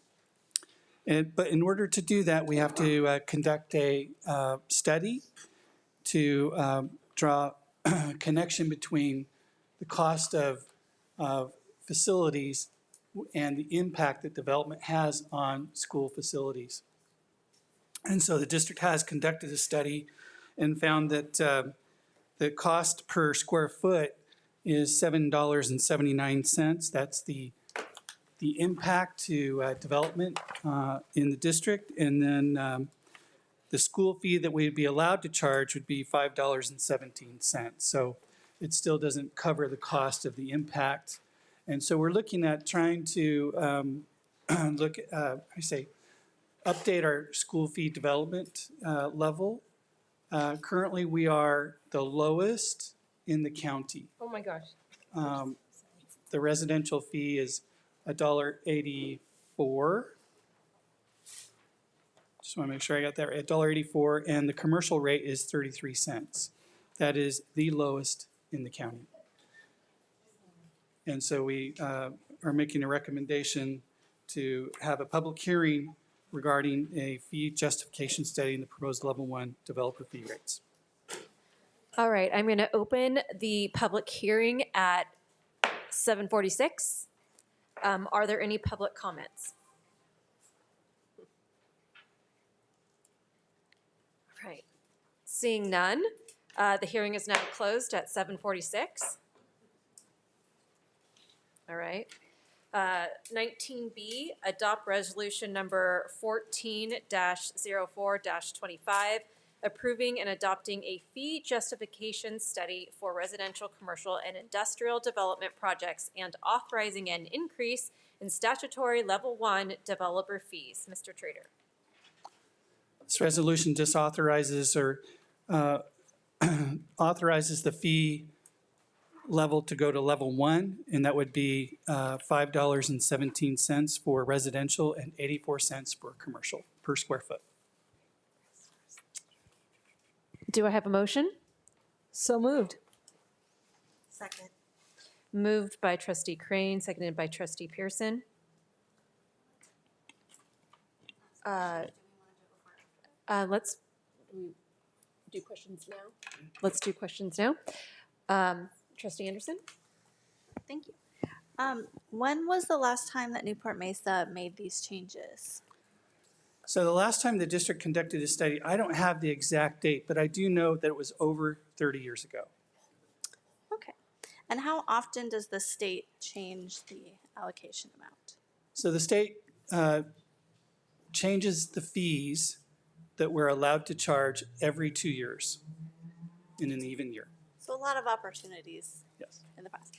And while some of our enrollment is declining in certain schools, it's not at other schools. And what are some of the other kind of efforts or development that you think we might need this additional funding to help offset?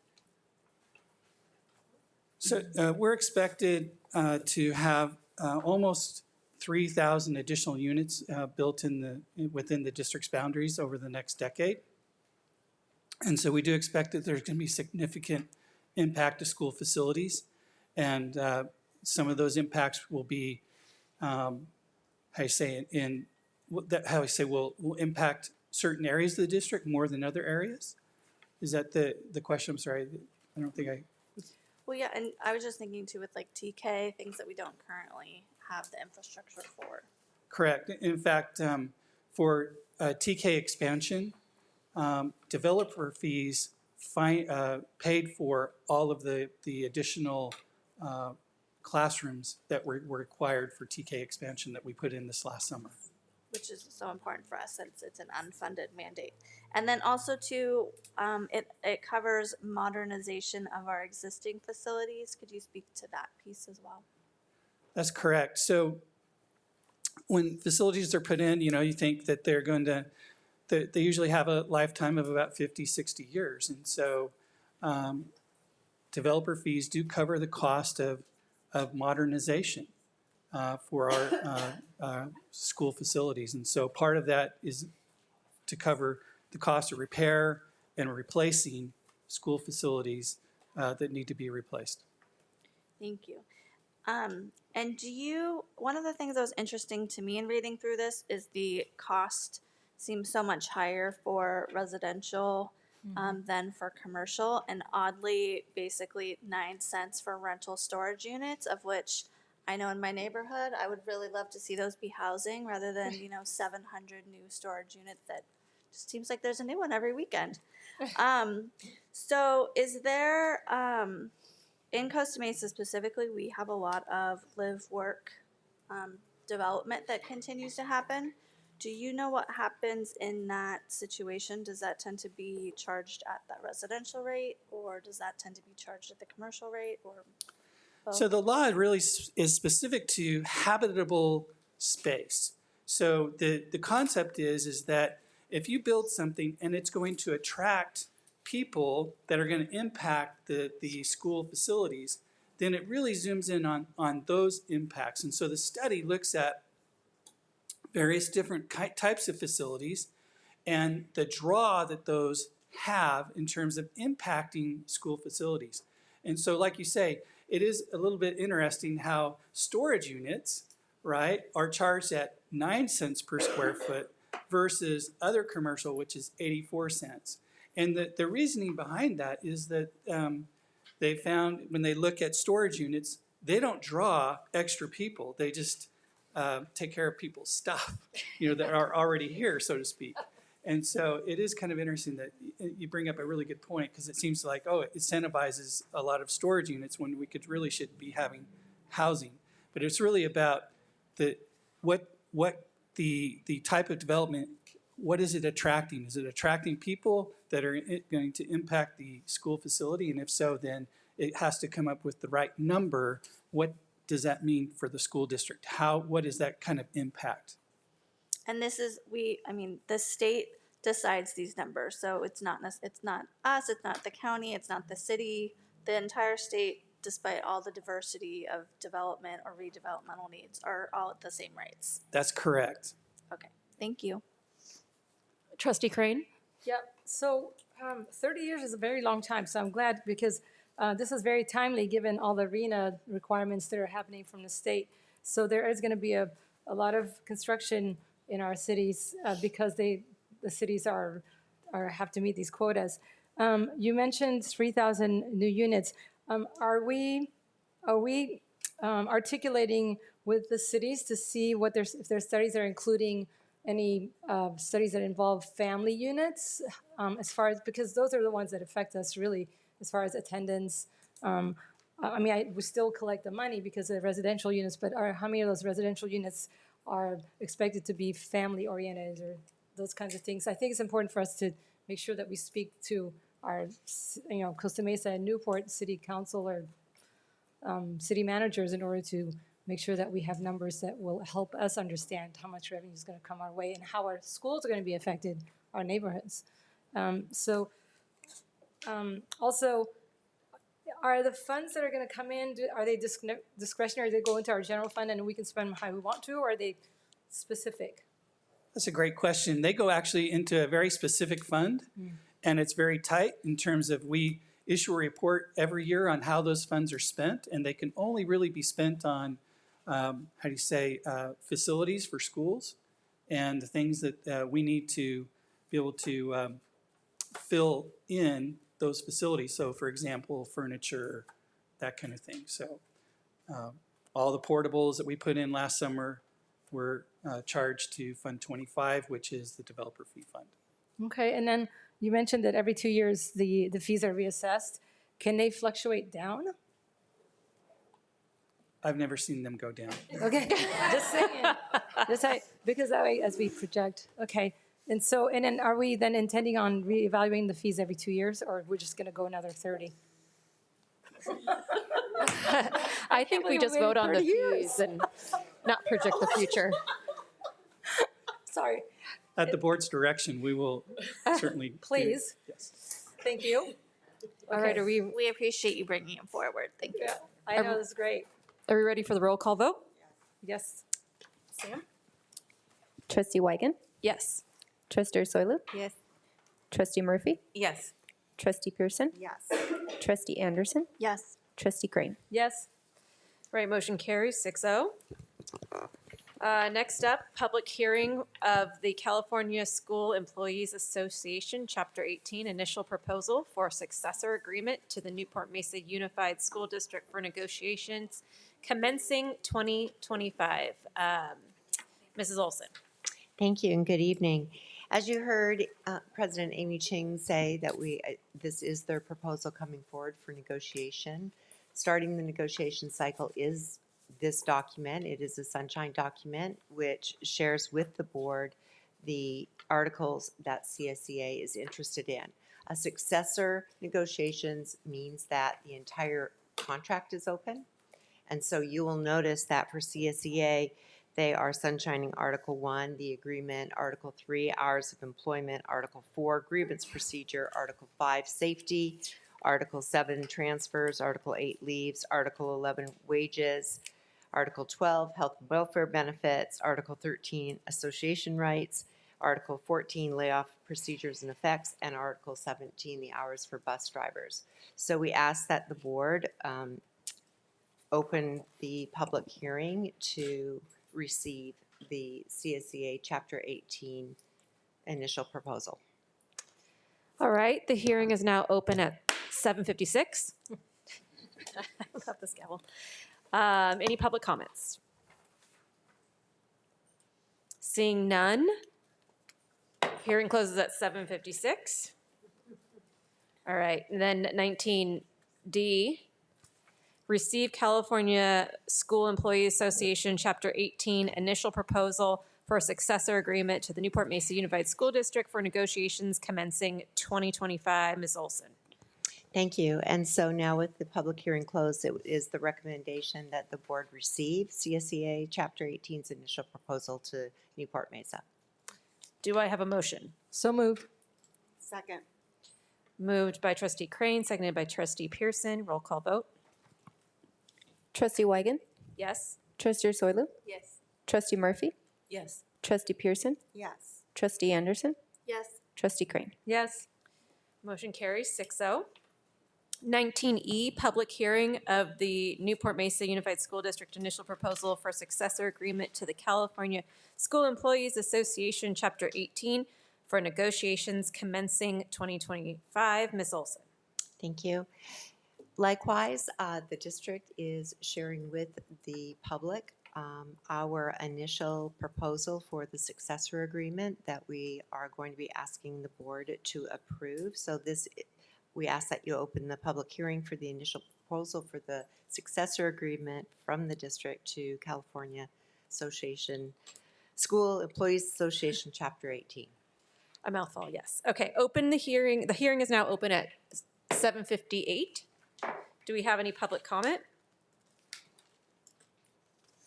Seeing none, we'll close the hearing at 7:58. 19F, approve Newport-Mesa Unified School District initial proposal for successor agreement to the California School Employees Association, Chapter 18 for negotiations commencing 2025. Ms. Olson. Thank you. And so with the public hearing closed, we ask that the Board of Education accept the district's initial proposal for the successor agreement negotiations with CSEA Chapter 18. All right, do I have a motion? So moved. Second. Moved by trustee Anderson, seconded by trustee Ursulu. Roll call vote. Trustee Weigand, Yes. Trustee Ursulou, Yes. Trustee Murphy, Yes. Trustee Pearson, Yes. Trustee Anderson, Yes. Trustee Crane. Yes. Motion carries 6-0. 19G, public hearing of the Newport-Mesa Federation of Teachers initial proposal to the Newport-Mesa Unified School District for reopener negotiations commencing 2025. Ms. Olson. Thank you. Likewise, with our NMFT labor partners, and again, you heard President Rhonda Reed speak to that they too are sunshining their agreement, their proposal for negotiations. This is a reopener negotiation, which means it is limited negotiations, and in this particular case, it is one article in addition to salary, health, and welfare benefits. And in their document, NMFT is proposing addressing issues within Article 3, days and hours of employment. So we ask the board to open for public hearing. Okay, the hearing is now open at 8 o'clock. Do we have any public comment? Seeing none, I will close the hearing at 8. 19H, receive the Newport-Mesa Federation of Teachers initial proposal to the Newport-Mesa Unified School District for reopener negotiations commencing 2025. Ms. Olson.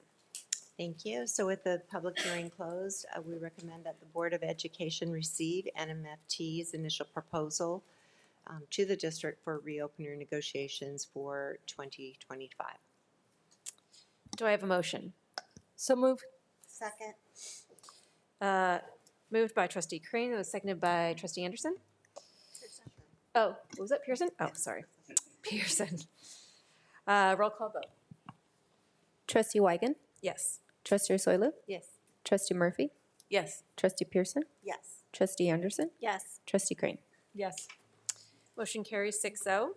19I, public hearing of the Newport-Mesa Unified School District's initial proposal to the Newport-Mesa Federation of Teachers for reopener negotiations commencing 2025.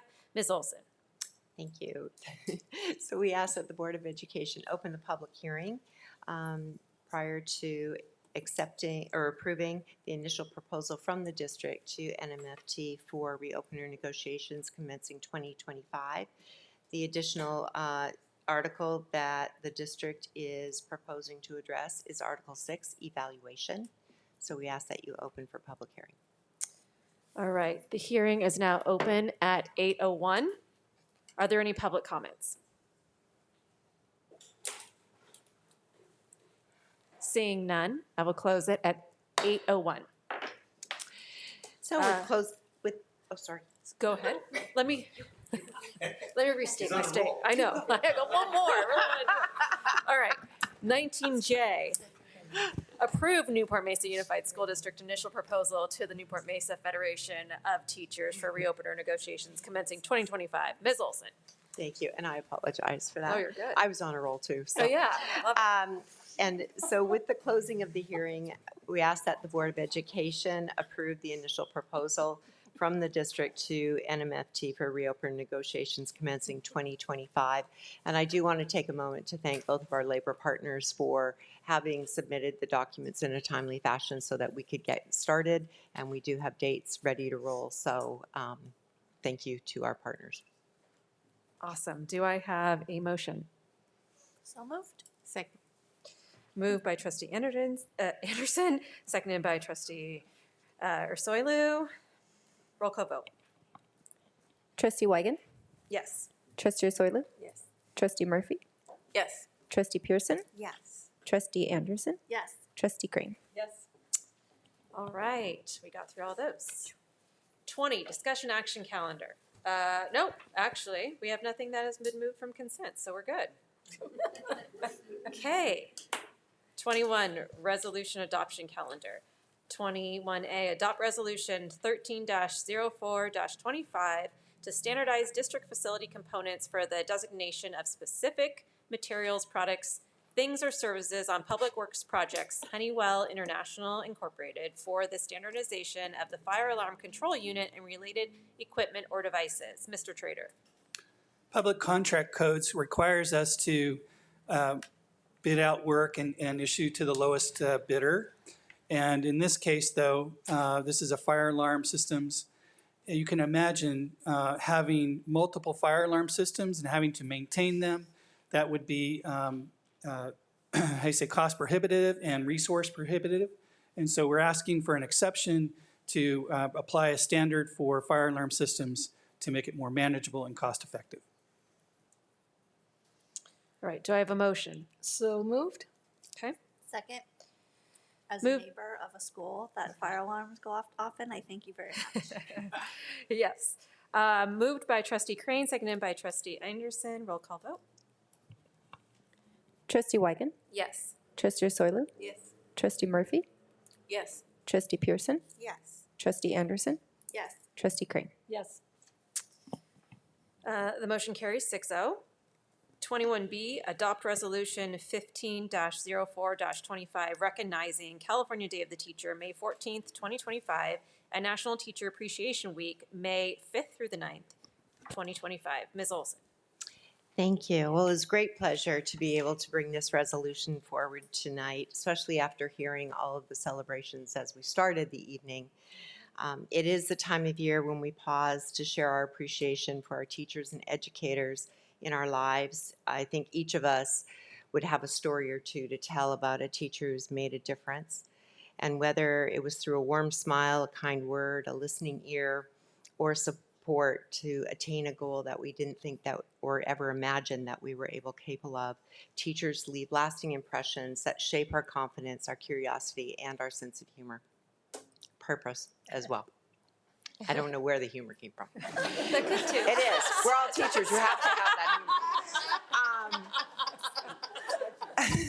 But daily in each of our schools, and we witness this, and we certainly saw the evidence of that tonight, not only from the efforts from our teachers and our staff to reach distinguished schools, which creates that environment for students to achieve, but then also you hear of all of the wonderful stories from our students, their accomplishments, or even what they think their favorite, what's your favorite thing about your school? And you heard the importance of that connection that they have with teachers. So educators, they inspire us, yet challenge students. They cultivate a love of learning and connect with students, giving them a sense of belonging, to be seen, heard, supported, and safe.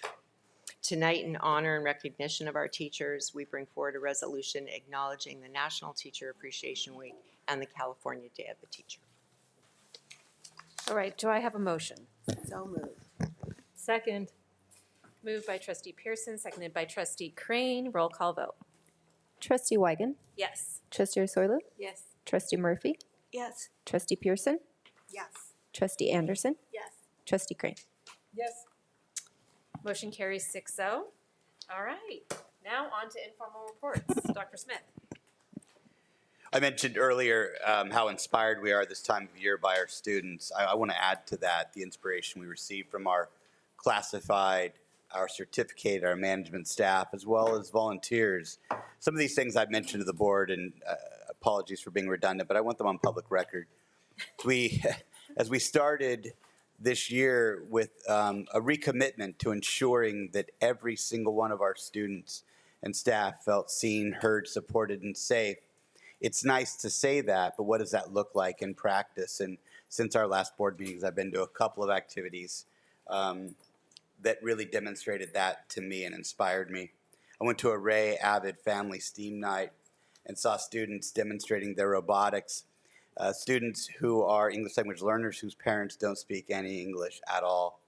And as someone was translating to these parents, they were moved to tears with pride at how their students were doing with their robotics, right? The surprise, the joy, the pride in their students. That family, that student felt included, felt seen. Having them describe their project to me was just, again, inspirational. I was invited to a Lincoln Bubbles for Autism event. I don't know the link between bubbles and autism, but what I did see was a whole group of students on the field with staff and volunteers with T-shirts that celebrated belonging and connectedness and love and acceptance and bubbles everywhere and joy. Everybody on that field was seen that day. I went to Harborview to watch the Ancient Rome showcase, and these kids have a green screen that they produce a television show, news broadcast that becomes Ancient Rome News, a Hot Rome Minute or something like that. Apologies, I know I butchered that. Harborview students will let me know. But there was one student in particular that had a Southern drawl. She was the lead anchor, and she was just going off, and I'm like, wow, this kid should be on TV right now, or the movies. I mean, she's amazing.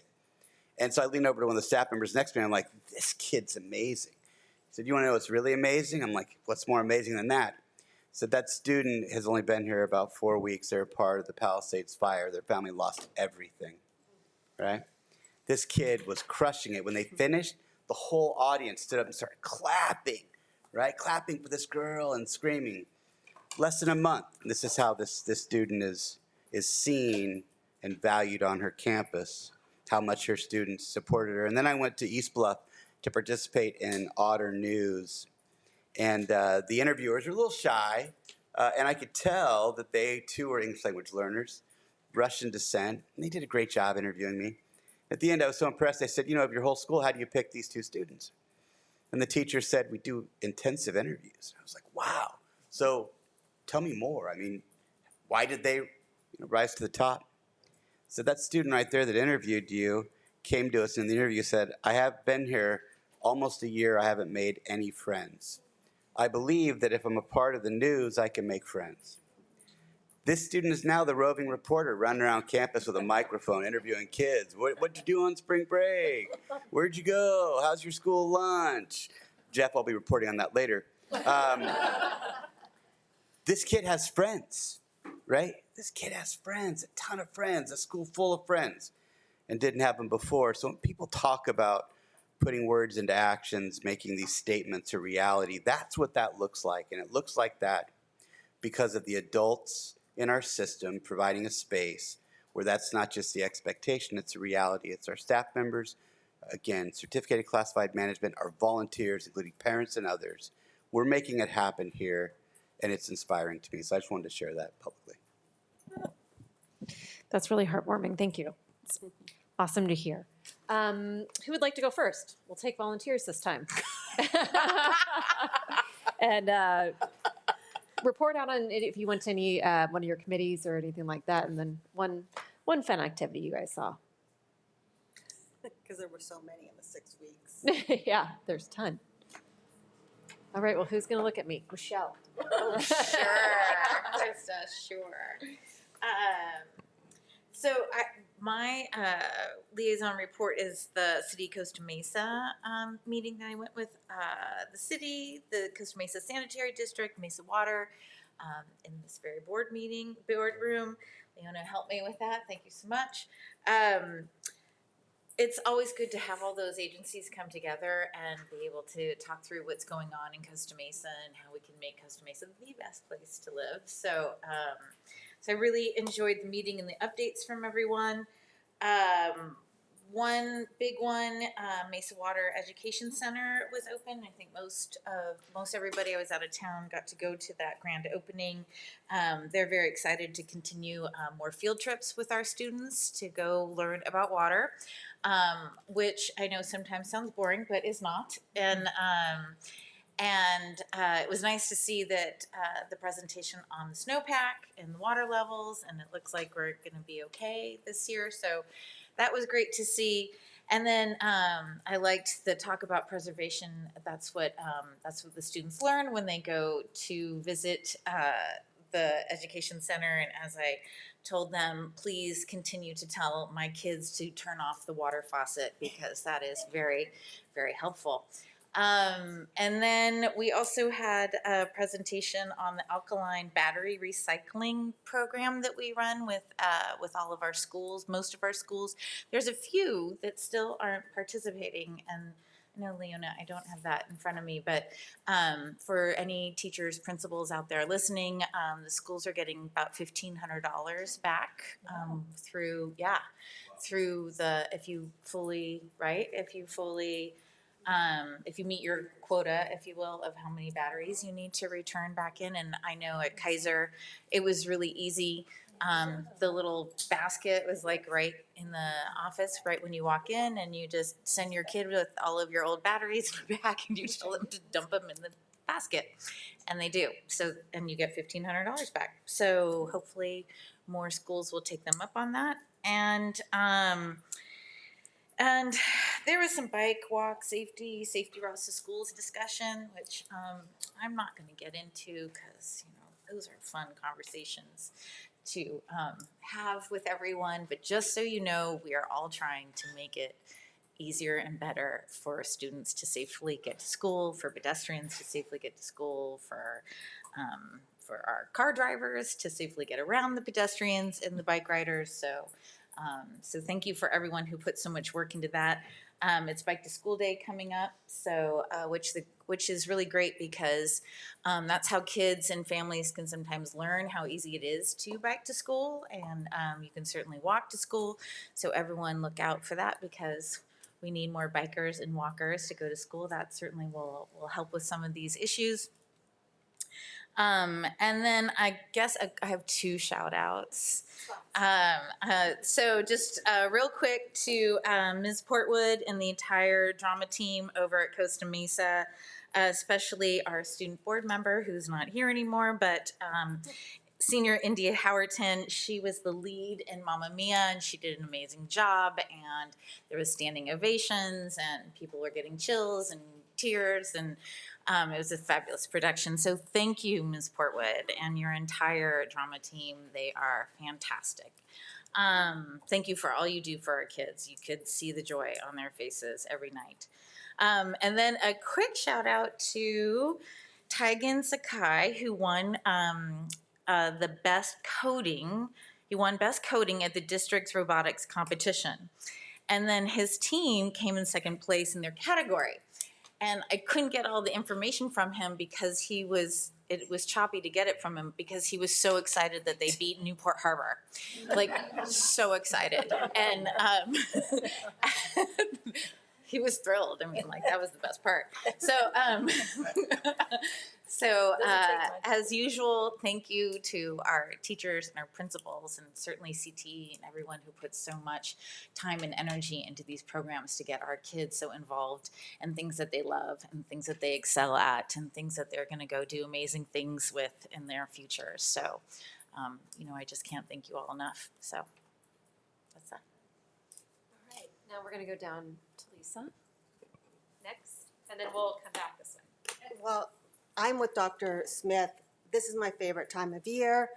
It's a list of things that I went to see these last 6 weeks. Newport Coast Elementary's Aladdin play was fabulous. Their STEAM night was amazing. Harborview did Addams Family. They also had their Ancient Rome showcase, which was amazing. Lincoln did the play Annie and Bubbles for Autism. I think it's because every bubble is different. I think that is why they do Bubbles for Autism. And it was so great to see everybody out there. CDM did Crybaby, and I'm going to give them a shout out. I'm going to be honest, we were going to leave it at intermission. I think Carol was there too. I had my daughter with me, and we were supposed to be at a birthday party. And it got to intermission, my daughter looked at me and goes, "We can't leave." I'm like, "I know we can't leave. This is fabulous." And I wanted to know what happened. I'd never seen Crybaby. And I mean, I've gotten up and walked out of Seagerston plays before, but I could not leave the Crybaby play. It was amazing. And if they don't get a lot of Cappies, I don't know. I mean, they'll get a phone call from me. Yeah. The Newport Harbor dance show is always fabulous. It could be on Broadway. They were all incredible. It's incredible to see our kids succeed. My favorite event is the City of Commerce Awards Banquet. It's such a great night. Is that what it's called? City of Commerce Awards? Chamber of Commerce. Such a great event. And it's unique in the way that it brings all the valedictorians. They award all the valedictorians from CDM, Newport Harbor, and our private local school, SAGE. And I know we're not supposed to compare, but our Newport Harbor and CDM valedictorians are going places, and they're going to the same places that our private schools are going to. So we're so proud of everyone and all the teachers, the district, that get our kids on the same path. It doesn't take the tuition to get them to these wonderful places. And the fact that Mr. Bolton had a valedictorian. He did have a valedictorian. Yeah, his daughter. I was able to attend with several others up here the Newport Elementary Playground groundbreaking. Thank you to Lance for helping to make that happen, and Mr. Trader. And I'm also excited about the swim opportunities after school for College Park Elementary now. I was also able to attend the Ray Avid Night, and it was really great to actually talk to one of the teachers there who is a junior. No, he was a City of Newport lifeguard, and he wants to help do some swim efforts with Ray. So it's just interesting when you start having these conversations, how many people want to help. And then I also was able to attend the Wilson Elementary Community Schools gathering with different nonprofits getting together to care for Wilson and their ELAC. And Victoria is having a lip sync battle, the first one, which I'm very excited about. So I will send you all the info because I'm sure it'll be hilarious. None of my committees really met, but I did have the pleasure of attending as a panelist the Academy of Global Studies capstone projects. At Coronel Del Mar High School, I went 2 days, and I'm always wowed by the fact that our students are well prepared as they move on. Although they're only juniors, they have to make a 20-minute presentation that includes a hypothesis, research, a mentor, data analytics, surveys, and then, of course, a presentation to a panel. And it's just incredible, the subjects. One of them was about veterans and their post-traumatic disorders from Vietnam. And the student was so engaged in his topic, whereby he met with 18 veterans. He said, I didn't want to give him a survey, I wanted to meet with them. And it was just so incredible, his connection to his project. So this is just not educational skills, those are like human skills. I called his mom. I said, you should be proud of your son. You can teach him things, but you can't teach him that. You can't teach him humanity. And he has it, and you should be proud of him. So anyway, moving on.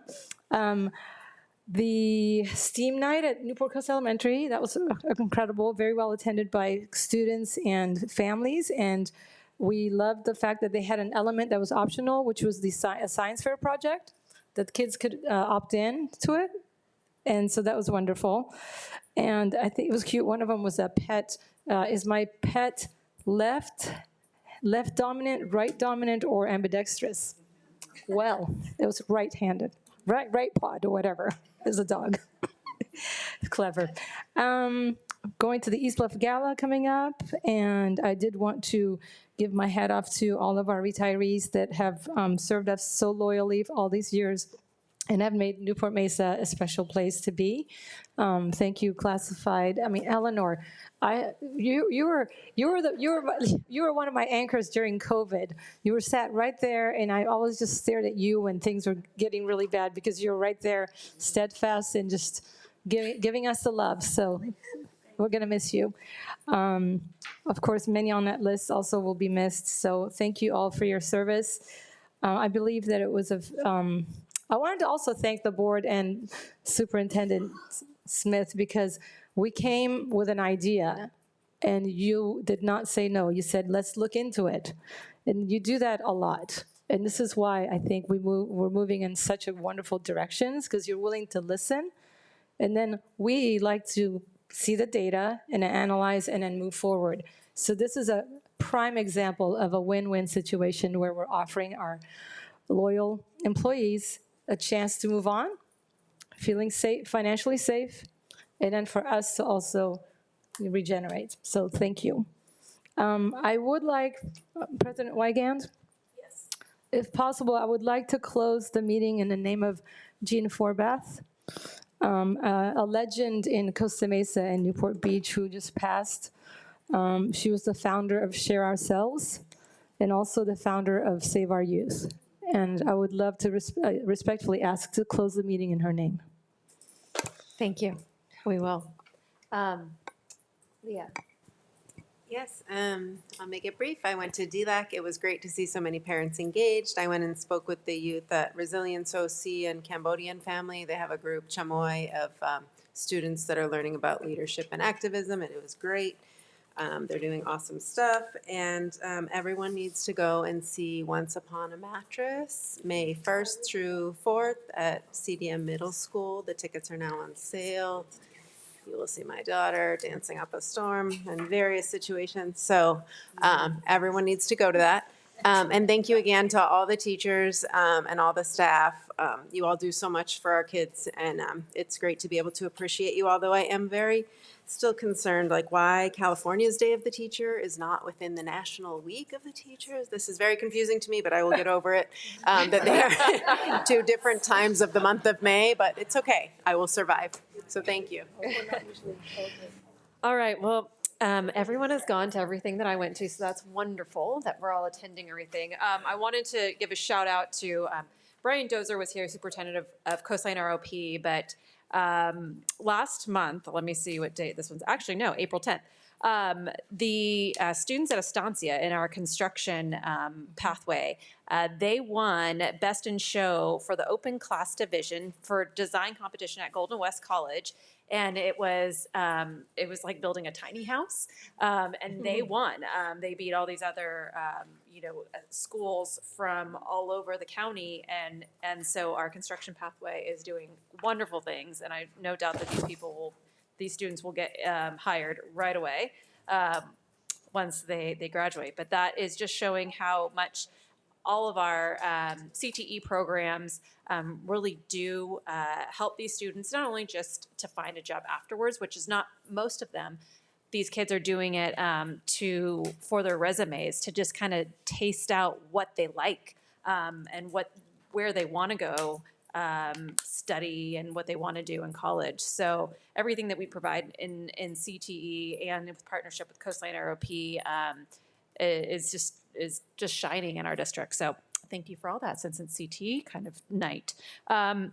And without further ado, I want to close in memory of Jean Forbath, who is the founder of Save Ourselves and Save Our Youth, which are 2 great organizations that are still helping the community out today. And so we close at 8:26 in memory of Jean Forbath.